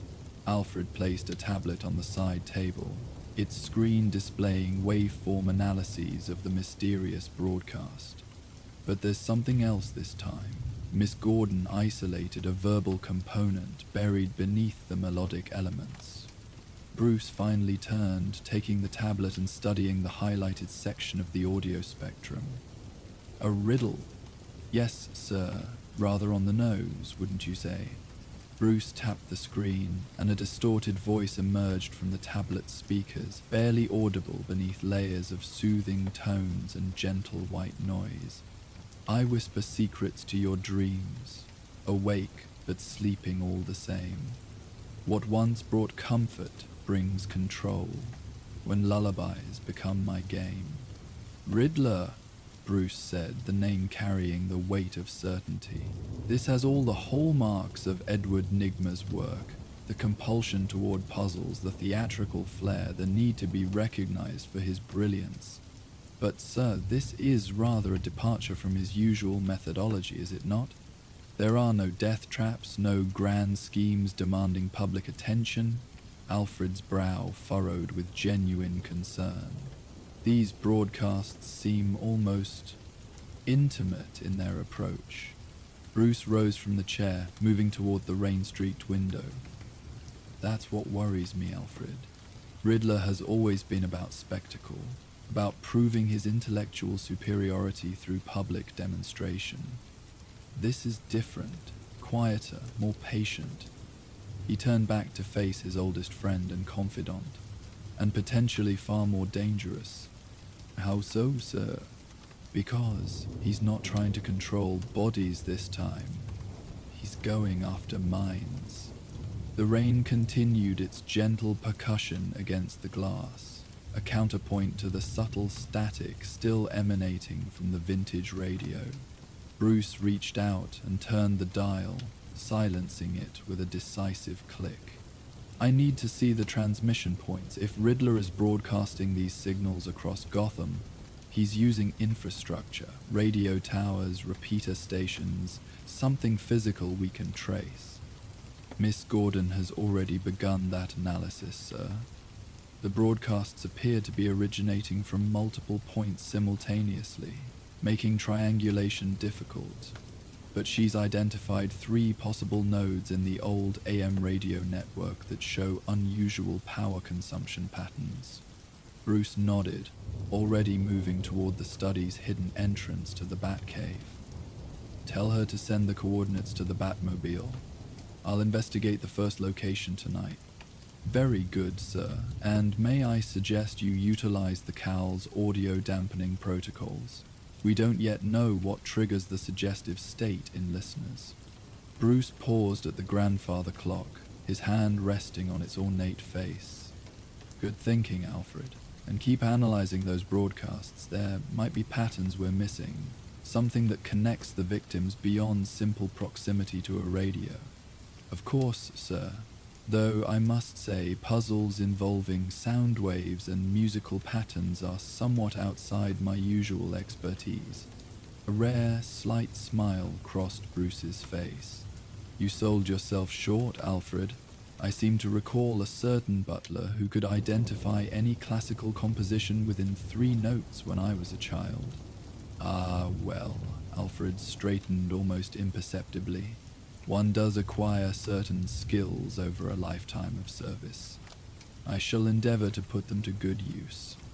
As the grandfather clock swung open to reveal the hidden passage, Bruce cast one last glance at the rain-washed windows. Something about this case stirred memories he couldn't quite place. Echoes of childhood comforts twisted into something unsettling. The feeling followed him down into the cave's familiar shadows, persistent as the gentle drumming of raindrops against glass. The first transmission site was an abandoned radio station on Gotham's outskirts, its Art Deco facade long since surrendered to creeping ivy and urban decay. WGCR had once been the voice of Gotham's golden age, broadcasting big band music and radio dramas that captivated the city during simpler times. Now it stood like a forgotten sentinel among overgrown grounds, its elegant curves and geometric patterns still visible beneath decades of neglect. The rain had eased to a gentle mist that hung in the air like a translucent veil, diffracting the distant city lights into soft halos. Droplets clung to Batman's cape, occasionally releasing to join puddles that mirrored the clouded sky above. The silence here at the city's edge was different from downtown Gotham, less the absence of sound than a different composition of it. Wind through hollow structures, the occasional distant train, the soft settling of abandoned buildings. Batman approached silently. The Batmobile left a quarter-mile back to avoid detection. His footsteps made no sound as he moved from shadow to shadow, the environment itself providing perfect concealment. The station's windows were mostly broken, frames empty like eye sockets in a skull, yet one room on the second floor glowed with faint blue light. Technological life in an architectural corpse. The building's rooftop still supported a modest broadcast tower, its red warning light blinking steadily against the night sky, a sign that despite appearances, something inside remained operational. The rhythmic pulse of crimson seemed to match the cadence of the lullabies that had been spreading through Gotham's airwaves, a deliberate synchronization that spoke to Riddler's attention to detail. Oracle, Batman sub-vocalized, activating his secure comlink. I'm at the first location. There's power running to the building. Barbara Gordon's voice came through with perfect clarity. That matches what I'm seeing. The property's been abandoned for nearly a decade, but someone filed permits for emergency generator installation 3 months ago, listed as historical preservation measures for the broadcast equipment. Let me guess, the paperwork checks out perfectly. So perfectly it might as well have a neon sign saying fabricated. The company that filed the permits doesn't exist beyond a very convincing digital footprint that appeared exactly 1 day before the filing. Batman moved toward a rusted fire escape, testing its stability before beginning his ascent. Riddler's planning window is getting longer. 3 months of preparation suggests whatever he's building toward is significant. I've been scanning city records for similar permits at the other potential transmission sites. Found 2 more with the same pattern, abandoned AM stations brought partially back online, under the guise of historical preservation. Batman reached the roof, crouching beside the broadcast tower to examine its base. He's creating a network. The question is why he needs multiple transmission points for what appears to be a single broadcast. Coverage area, Oracle suggested. Maybe he needs to blanket the entire city. Possibly. Batman found what he was looking for, a maintenance hatch recently cleared of rust and debris. But Riddler doesn't think in simple terms. Multiple points means multiple variables. multiple layers to his puzzle. The hatch opened with surprising smoothness, revealing a ladder descending into darkness. Batman activated his cowl's night vision and began the climb down, emerging into what had once been the station's control room. Decades-old equipment lined the walls, dials and meters frozen in time, except for a modern addition at the center of the room, a sleek black server rack humming with quiet efficiency. "I've found our first piece," Batman reported, approaching the equipment. Modern broadcast server, connected to the original transmission equipment. Automated system, no operators required. Can you access its programming? Batman examined the server's ports. Yes, but carefully. Riddler would have left traps for anyone interfering with his system. He connected a specialized device from his utility belt to an available data port, sending you a secure uplink now. See if you can mirror the system without triggering any alarms. On it, Oracle confirmed. This might take a few minutes. His security is intricate. While Oracle worked, Batman examined the rest of the room. Despite decades of abandonment, the space was remarkably clean. No dust on the surfaces, no debris on the floor. Someone had prepared this location with meticulous care. "Found something interesting," Oracle's voice returned. "The broadcast pattern isn't just random timing.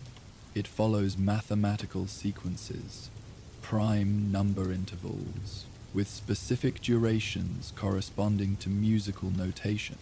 Music theory, more like music therapy from what I can tell. The system is analyzing response patterns from listeners, then adjusting subsequent broadcasts for maximum effect. It's learning what works best to induce the trance state."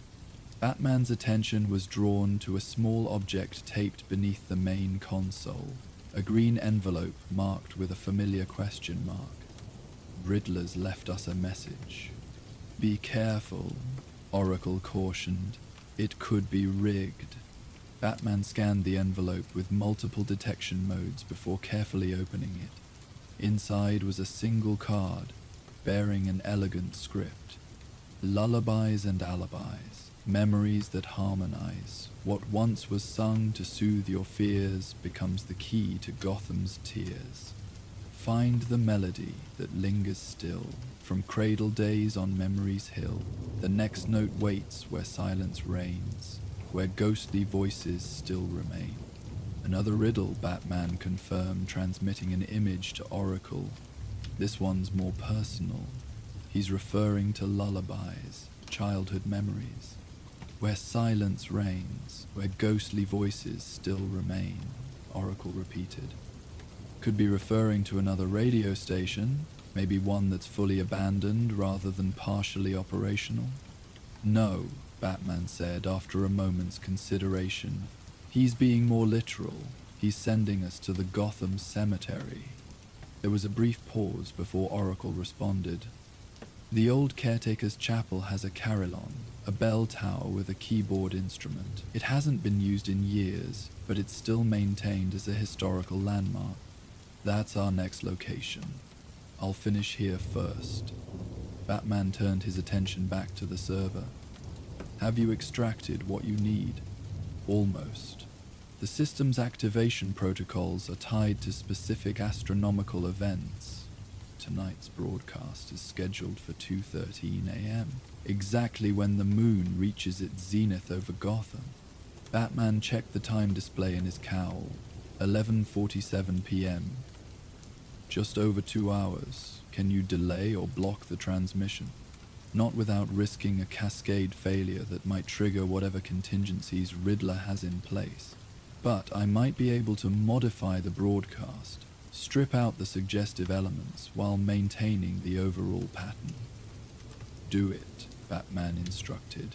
"And alert Alfred. We need to establish a safe room at the cave, somewhere completely isolated from external broadcasts, where we can analyze what we've found." "Already on it. Alfred's converting the old seismic monitoring chamber. Its walls are lead-lined, and it has independent power and air systems. Batman disconnected his device from the server, careful to leave no trace of his intrusion. I'm heading to the cemetery. Keep monitoring the other transmission sites and see if you can predict the coverage pattern for tonight's broadcast. Will do. And Batman, be careful. These riddles feel different somehow. More personal. I noticed, Batman replied, already moving toward the ladder. That's what concerns me. The Gotham Cemetery spread across 30 acres of rolling hills on the city's northern edge, its wrought iron gates standing sentinel between the living and the dead. Founded in the 1830s, it held generations of the city's inhabitants, from founding families whose names still adorned streets and buildings, to countless anonymous souls whose stories had faded with time. Marble angels and granite obelisks rose from manicured lawns, their stone wings and spires silver blue in the moonlight that now filtered through parting clouds.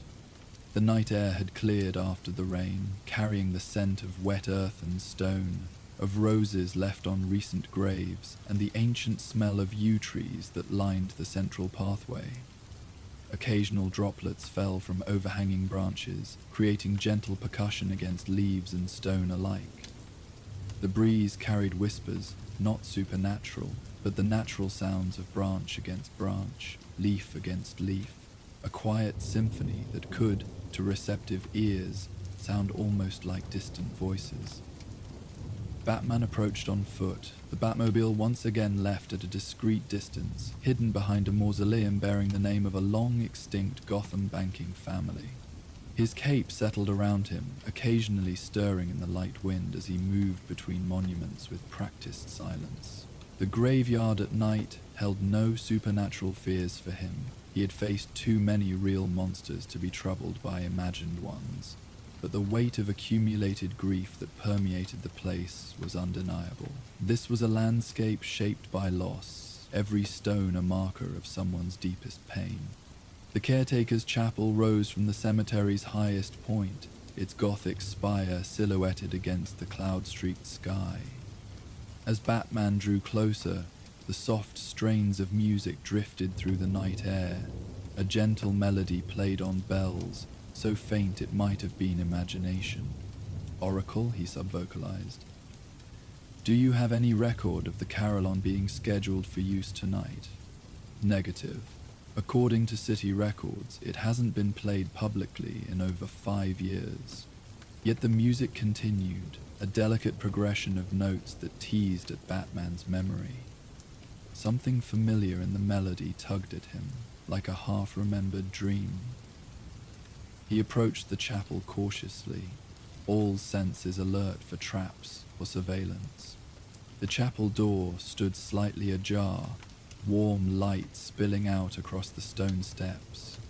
Batman paused, scanning for security measures or pressure plates. Finding none, he moved silently through the doorway, into the chapel's main chamber.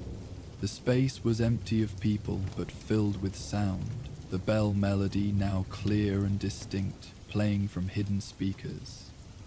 At the chapel's center stood an antique music box, its cylinder turning slowly as a handwritten note rested beside it. Some songs never leave us, do they, dark night? Batman approached carefully, examining the music box without touching it. The craftsmanship was exquisite, the kind of heirloom that would be passed down through generations of a wealthy family. Oracle, I need you to analyze this melody. The chapel is empty, but Riddler's left another message. A music box, playing what sounds like a lullaby. Transmitting now, Batman said, activating his cowl's audio recording function. The melody continued its gentle progression, the notes rising and falling in a pattern that seemed increasingly, disturbingly familiar. After several seconds of transmission, Oracle's voice returned with uncharacteristic hesitation. Batman, this melody, it's not just any lullaby. What is it? According to Alfred, it's a rare variation of an old European folk song. He says your mother used to sing it to you. It was specific to the Wayne family, passed down through generations. Her voice softened. It's called The Twilight Guardian. Alfred says it originated in northern England, but was modified by Wayne women over generations. Batman stood motionless, the revelation landing like a physical blow. The melody suddenly crystallized in his memory, notes that had been buried beneath years of disciplined focus and carefully maintained emotional barriers. Now they emerged with startling clarity, carrying with them sensations he hadn't allowed himself to experience in decades. He remembered his mother's voice, the particular way she would soften certain notes and extend others, creating a unique interpretation that belonged to her alone. He recalled the pressure of her hand smoothing back his hair, the scent of her perfume, jasmine and vanilla, and the way the bedroom ceiling would cast moon shadow patterns that danced as she sat beside his bed. Most of all, he remembered the sense of absolute safety that only a child can know, the unquestioned certainty that all was well with the world, that the darkness outside could never reach him. For a moment, the emotional impact threatened to overwhelm even his legendary self-control. His hand reached out to steady himself against the chapel wall, the stone cool and solid beneath his gloved fingers, an anchor to the present as memories threatened to pull him into the past. How could Riddler know this? He asked, voice tight with controlled emotion. I don't know, Oracle admitted, but there's something else. Alfred recognized a mathematical pattern in the notes. It corresponds to the encryption key used in the broadcast signals. This lullaby isn't just a psychological trigger. It's actually part of Riddler's code. Batman carefully examined the note beside the music box, turning it over to reveal more text on the reverse. What once was comfort becomes confusion. What once was love becomes control. Find me where the sounds of childhood echo down empty halls, where the cradle still rocks, though the child is grown. He's leading us somewhere else, Batman said, mentally processing the clue. Somewhere connected to childhood, to lullabies. The Gotham Children's Museum, Oracle suggested. They have an entire wing dedicated to the history of childhood, including a collection of antique cradles and music boxes. No, Batman replied after a moment's consideration. It's more specific than that. He's talking about the Westwood Orphanage on the east side. It was closed down years ago after funding cuts, but the building still stands, and it housed a music therapy program that was revolutionary for its time, using lullabies and folk songs to help traumatized children sleep. The timing fits, Oracle confirmed, keys clicking rapidly in the background. The orphanage's final closure was exactly 7 years and 13 months ago. The same numbers that keep appearing in the broadcast, duration 7 minutes and 13 seconds. I'm sending you the orphanage's floor plans now. And Batman, it's 1:24 a.m., less than an hour until the next broadcast. Batman exited the chapel, the haunting melody of his mother's lullaby still playing behind him. I'll make it. And Oracle, make sure Alfred stays in that shielded room. Whatever Riddler's planning, I don't want either of you exposed to it. Understood, be careful. The Batmobile cut through Gotham's empty streets, its engine a subdued growl as Batman pushed it to its limits. The vehicle moved like a shadow through the misty night, its sleek form occasionally catching the reflection of streetlights that created streaks of amber and silver along its surface. Within the cockpit, displays illuminated Batman's face with a soft blue glow as data from Oracle's analysis scrolled across multiple screens. The city itself seemed unnaturally still. Streets that would normally pulse with nightlife even at this late hour were deserted. Word of the strange broadcasts had spread through social media and emergency alerts, causing many to retreat behind closed doors, radios and electronic devices silenced. Those few pedestrians visible moved with unusual purpose, their gaits too regular, expressions vacant, already under the influence of whatever signal Riddler had released into Gotham's soundscape. His mind worked the problem from multiple angles. Why lullabies? Why target sleep patterns and suggestibility rather than Riddler's usual elaborate death traps? What was the end game of making Gotham's citizens sleepwalk through their city?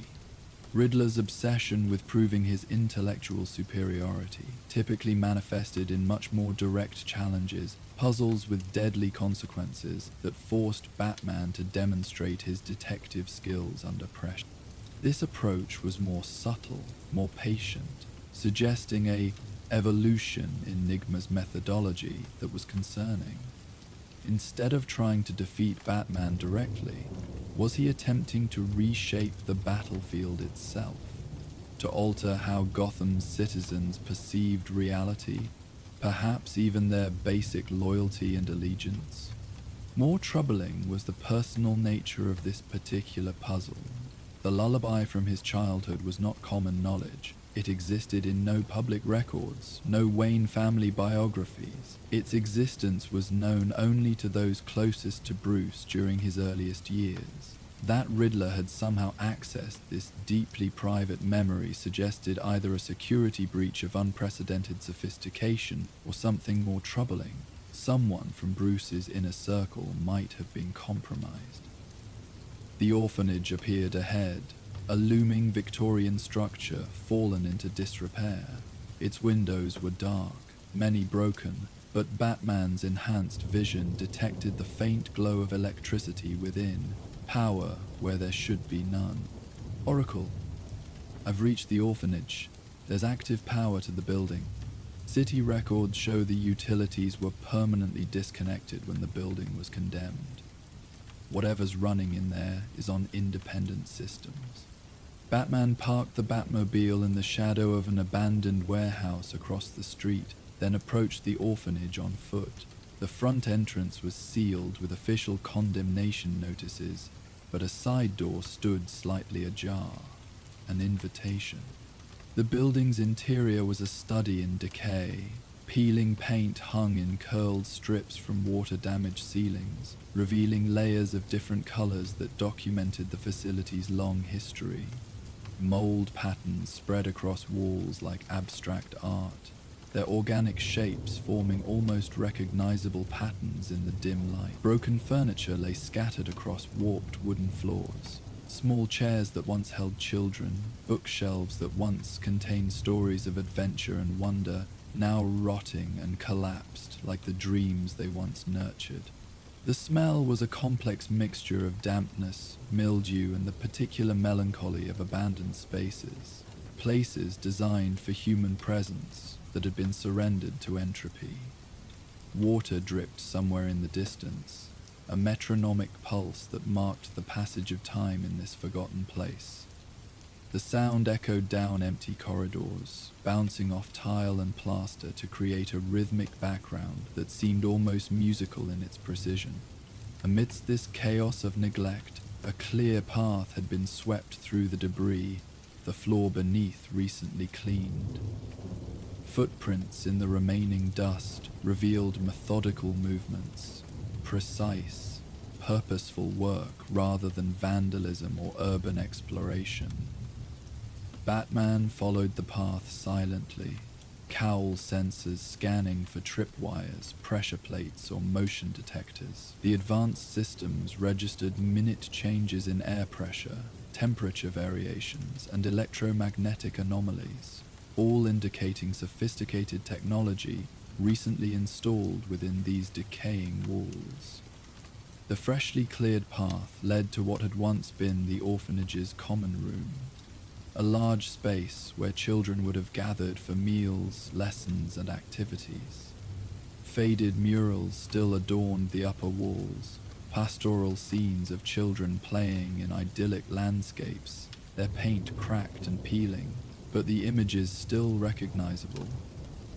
Metal tracks on the floor showed where folding partitions had once divided the space for different functions. A stone fireplace dominated one wall, its hearth cold for decades, the mantel above bearing the orphanage's motto carved in worn letters, "Solace in Community." Now this space held a single object at its center, an antique record player of exceptional quality, its walnut cabinet polished to a rich luster that seemed out of place amidst the decay. Its turntable rotated with perfect precision beneath a waiting needle, the vinyl disc upon it unmarked except for the emerald question mark etched into its surface. The mechanical perfection of its movement suggested recent expert restoration. Surrounding this central device, in a perfect circle, were 13 vintage radios, each from a different era of broadcast technology, from early crystal sets with copper wire antennas to mid-century Bakelite models with glowing vacuum tubes. Each was positioned at precise intervals, creating a geometrically perfect ring. Though currently silent, small lights indicated they were powered and ready, tuned to different frequencies across the spectrum. "I found Riddler's setup," Batman reported. "Some kind of elaborate sound installation. Be careful," Oracle cautioned. "The broadcast is scheduled to begin in just under 20 minutes. Batman scanned the room thoroughly before approaching the record player. A vinyl record rotated on the turntable, unmarked except for a question mark etched into its surface.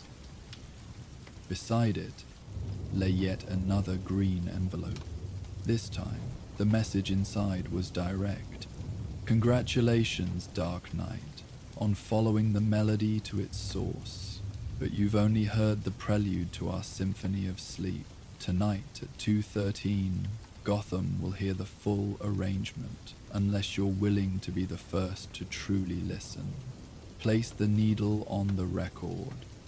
Experience what your city will soon share, or leave now, knowing you chose ignorance over insight. The choice, as always, is yours. Sweet dreams, the Riddler."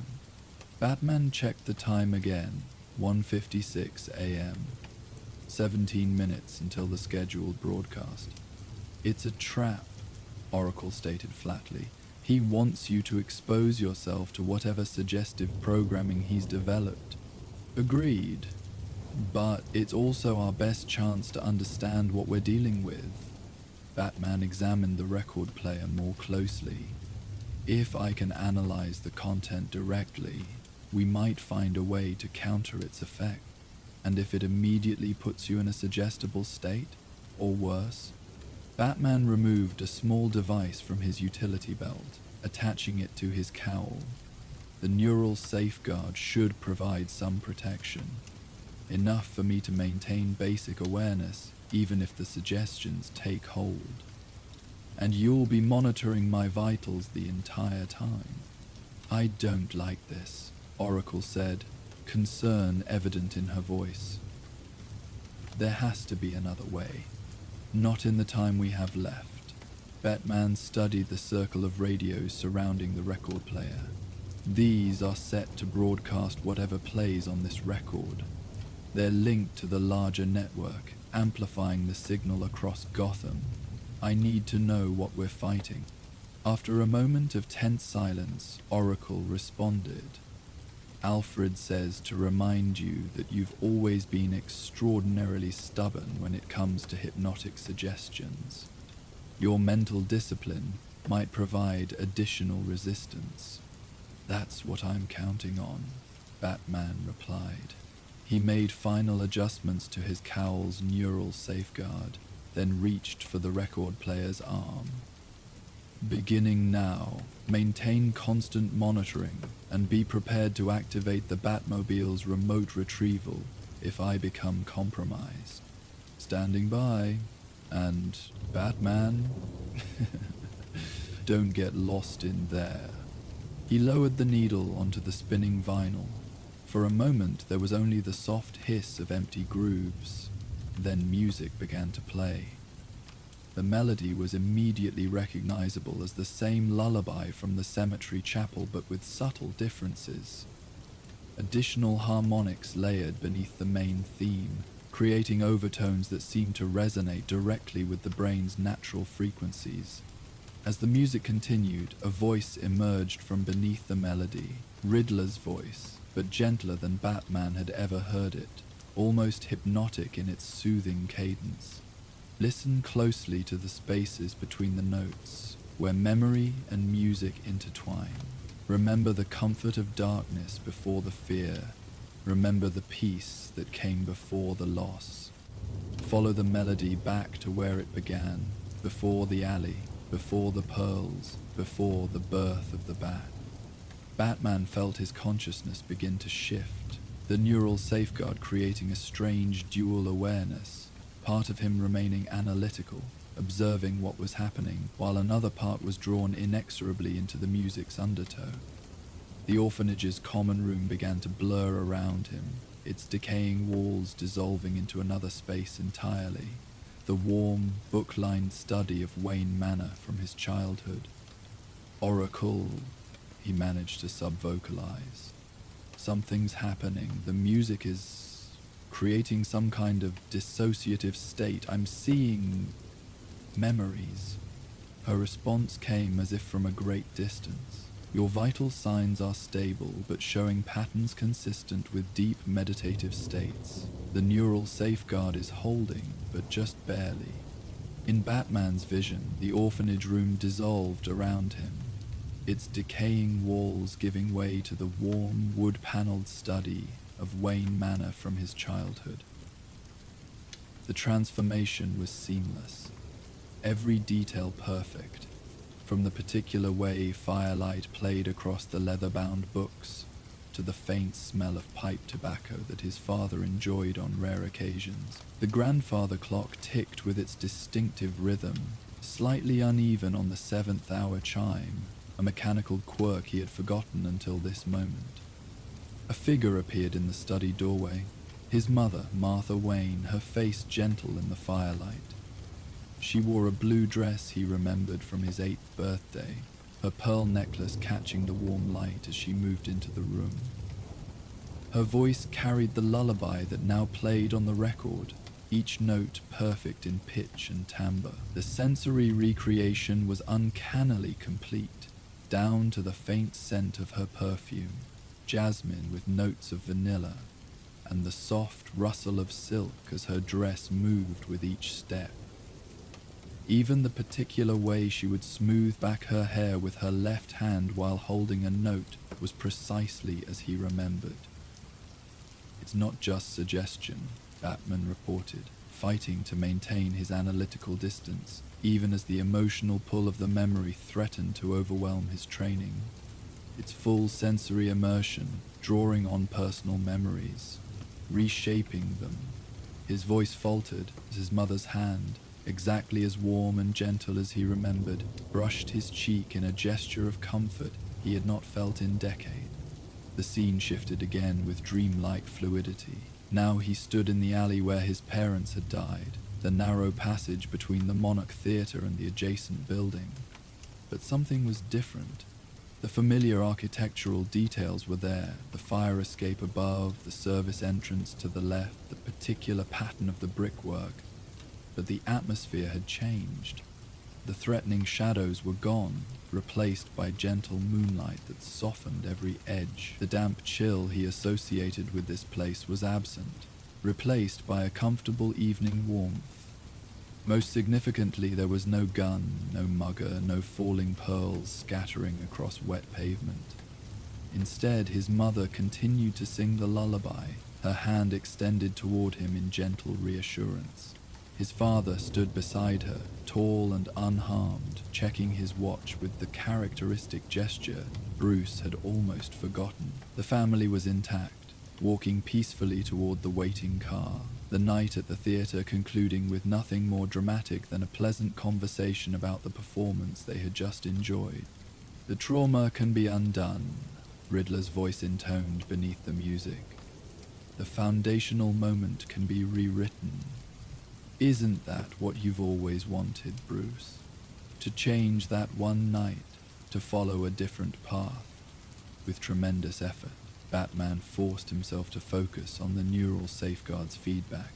He's targeting specific traumatic memories, offering alternate versions. The broadcast is designed to make people rewrite their own psychological foundations. That's why he needs the extended sleep state, Oracle realized, her voice cutting through the dreamlike haze. He's creating a city of sleepwalkers who've revised their own histories, their own motivations. Not just any revisions, Batman managed, watching as the dreamscape shifted again, now showing him a Gotham without Batman, a Bruce Wayne who had never adopted the cowl. He's targeting foundational traumas, core motivations. If he can rewrite those, rebuilds people from the ground up, Oracle finished, creates a population with new priorities, new fears, new controlling influences. In the dreamscape, Riddler himself now appeared, not the flamboyant green-suited figure of reality, but a calm, professorial version seated in a therapist's chair.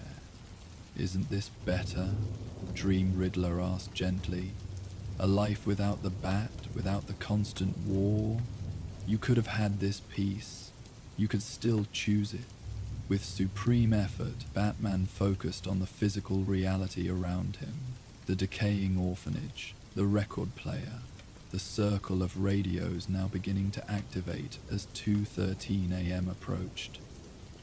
He's starting the broadcast. I need to destroy the transmitter before it reaches full power.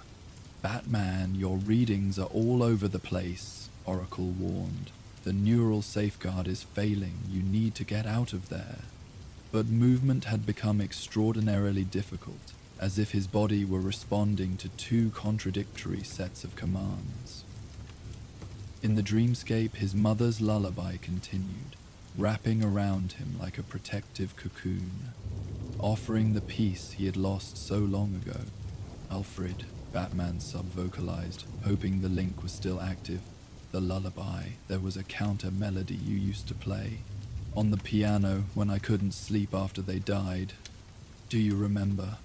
Alfred's voice came through, steady and clear despite the distance. Of course, Master Bruce. It was a counterpoint I composed myself. Something to help you find your way back when the nightmares came. Play it now. Transmit it through my comlink. After a brief pause, new music filtered through Batman's cowl. A gentle but insistent piano melody that wound its way through the Riddler's lullaby like a golden thread. The sound was jarring against the dreamscape, creating dissonance where there had been only soothing harmony. The vision of his mother flickered, her expression changing from serene to concerned. The Dream Riddler stood abruptly, his therapist's calm giving way to frustration. "What are you doing?" he demanded.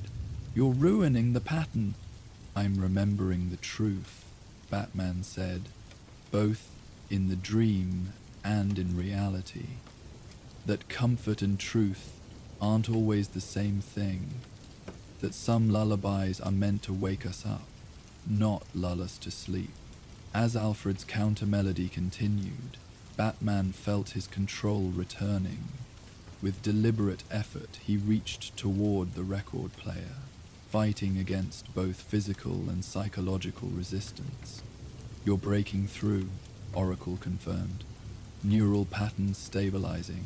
But Batman, the broadcast has begun. The radios are transmitting." With a final surge of effort, Batman grasped the record player and overturned it, sending the vinyl disc spinning across the floor. In the same motion, he released a series of small EMP devices that detonated around the circle of radios, shorting their circuitry in bursts of blue-white energy. The dreamscape shattered, reality rushing back with almost painful clarity. Batman found himself on one knee beside the now silent record player, the orphanage room once again solid around him. Transmission interrupted at this location, he reported, voice rough with effort. But the network, already on it, Auror responded. The EMP signature gave me what I needed to identify the exact frequency.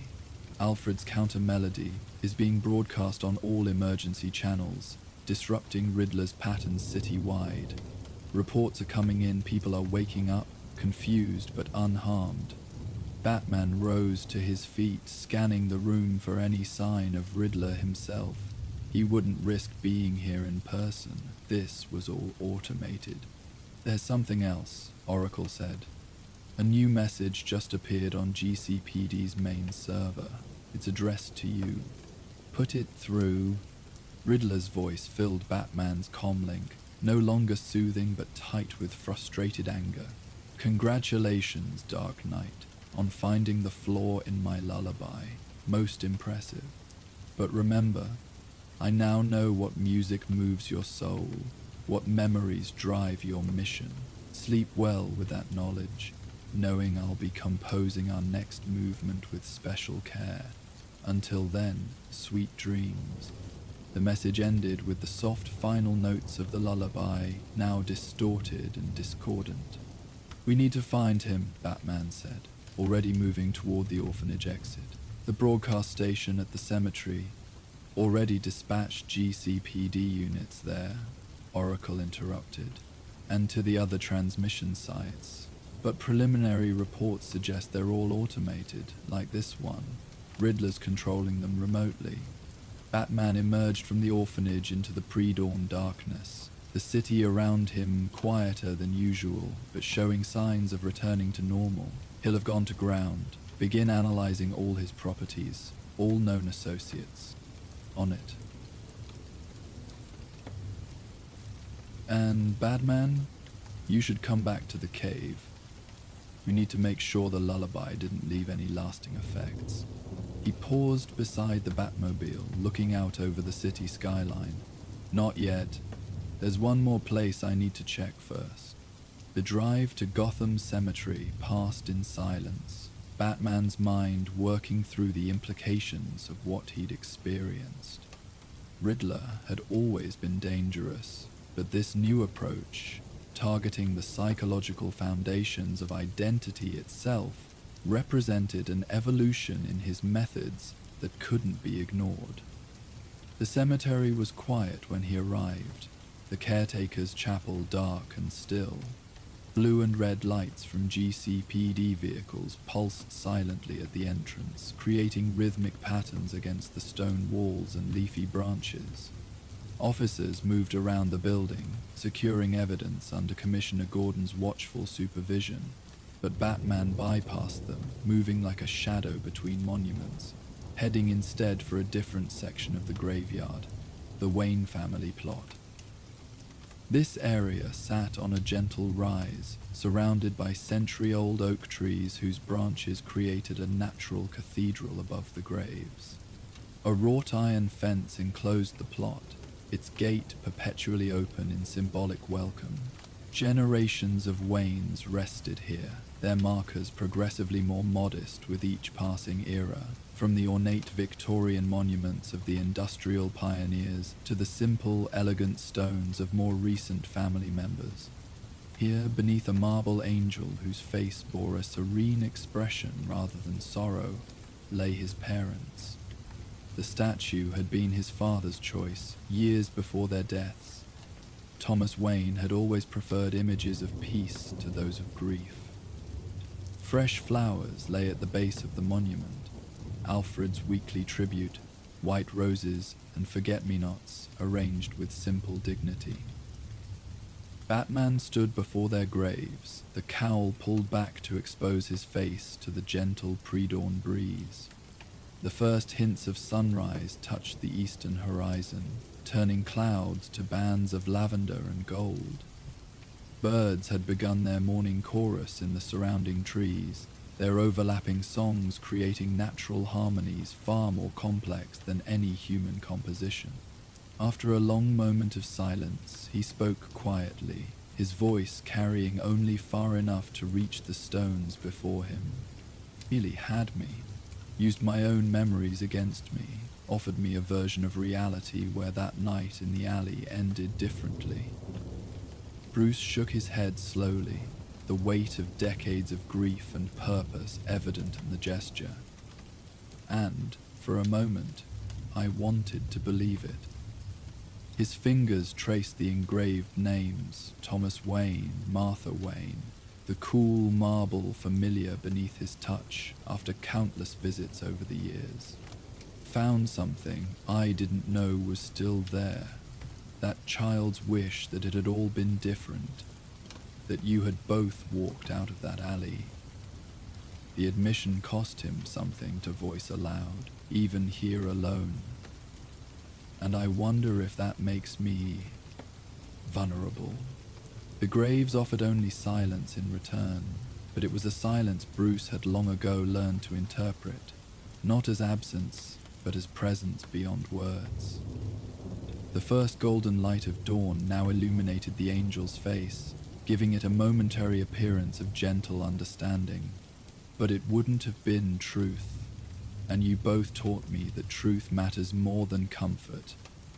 He knelt, placing a hand on the cool marble. The lullaby was real, but so was what came after, the path I chose, the promise I made.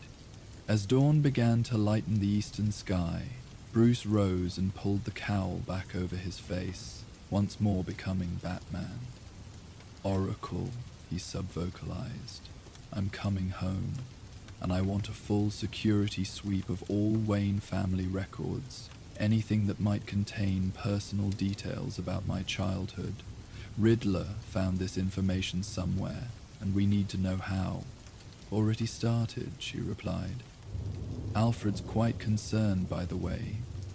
He's made hot chocolate. A slight smile crossed Batman's face beneath the mask. Tell him I'm on my way, and thank him for remembering the counter melody. It made all the difference. As Batman returned to the Batmobile, the first birds began their morning songs in earnest. A robin's clear whistle, a cardinal's distinctive call, the complex improvisations of mockingbirds. Their overlapping melodies created nature's own counterpoint to the night's dark lullaby, a composition that had evolved over millions of years rather than being designed for manipulation. The sounds carried a purity that no artificial broadcast could replicate, each note serving life rather than control. The cockpit sealed around him with a pneumatic hiss, creating a space of technological sanctuary. As the vehicle came to life, displays illuminated with data from across Gotham, reports of citizens awakening from Riddler's influence, confused but unharmed, security systems coming back online, communications returning to normal patterns. The city's pulse was stabilizing, its natural rhythms reasserting themselves after the night's disruption. Riddler's puzzle had been solved for now, but Batman knew the game had changed. The villain had found a new way to target not just Gotham's safety, but its very sense of self, its collective and individual identities. By manipulating foundational memories, Edward Nygma had discovered perhaps his most elegant riddle yet. Who would we be if our defining moments had taken different paths that made him more dangerous than ever before? This wasn't about death traps or hostages or ransom demands. It struck at something far more fundamental, the ability to revise personal history, to undermine the very experiences that shape character and motivation, represented a weapon of unprecedented subtlety. But it also revealed something Riddler might not have intended, that even the most carefully constructed false comfort couldn't stand against true memory, against the foundations of identity built on both joy and pain. The counter-melody that Alfred had created years ago had proven this, not by directly fighting the lullaby's influence, but by acknowledging and incorporating it into something more complete. Batman had faced his rewritten past and chosen reality, with all its harshness and purpose, over illusion. The Batmobile moved through streets now touching with morning light, the city gradually awakening to its normal routines. People emerged from buildings, looking momentarily confused before the familiar patterns of daily life reasserted themselves. Newspaper vendors set up their stands, transit workers prepared for the morning rush, a baker opened his shop with the day's first bread steaming in the cool air. The resilience of ordinary life, its stubborn insistence on continuing despite extraordinary interruptions, was perhaps Gotham's greatest strength. Within the vehicle's quiet interior, Batman allowed himself a moment of quiet certainty. Whatever new melodies Riddler might compose, whatever dreams he might try to weave, the counter-melody would remain, the truth that had shaped Bruce Wayne and forged Batman, a harmony more powerful than any lullaby of lies.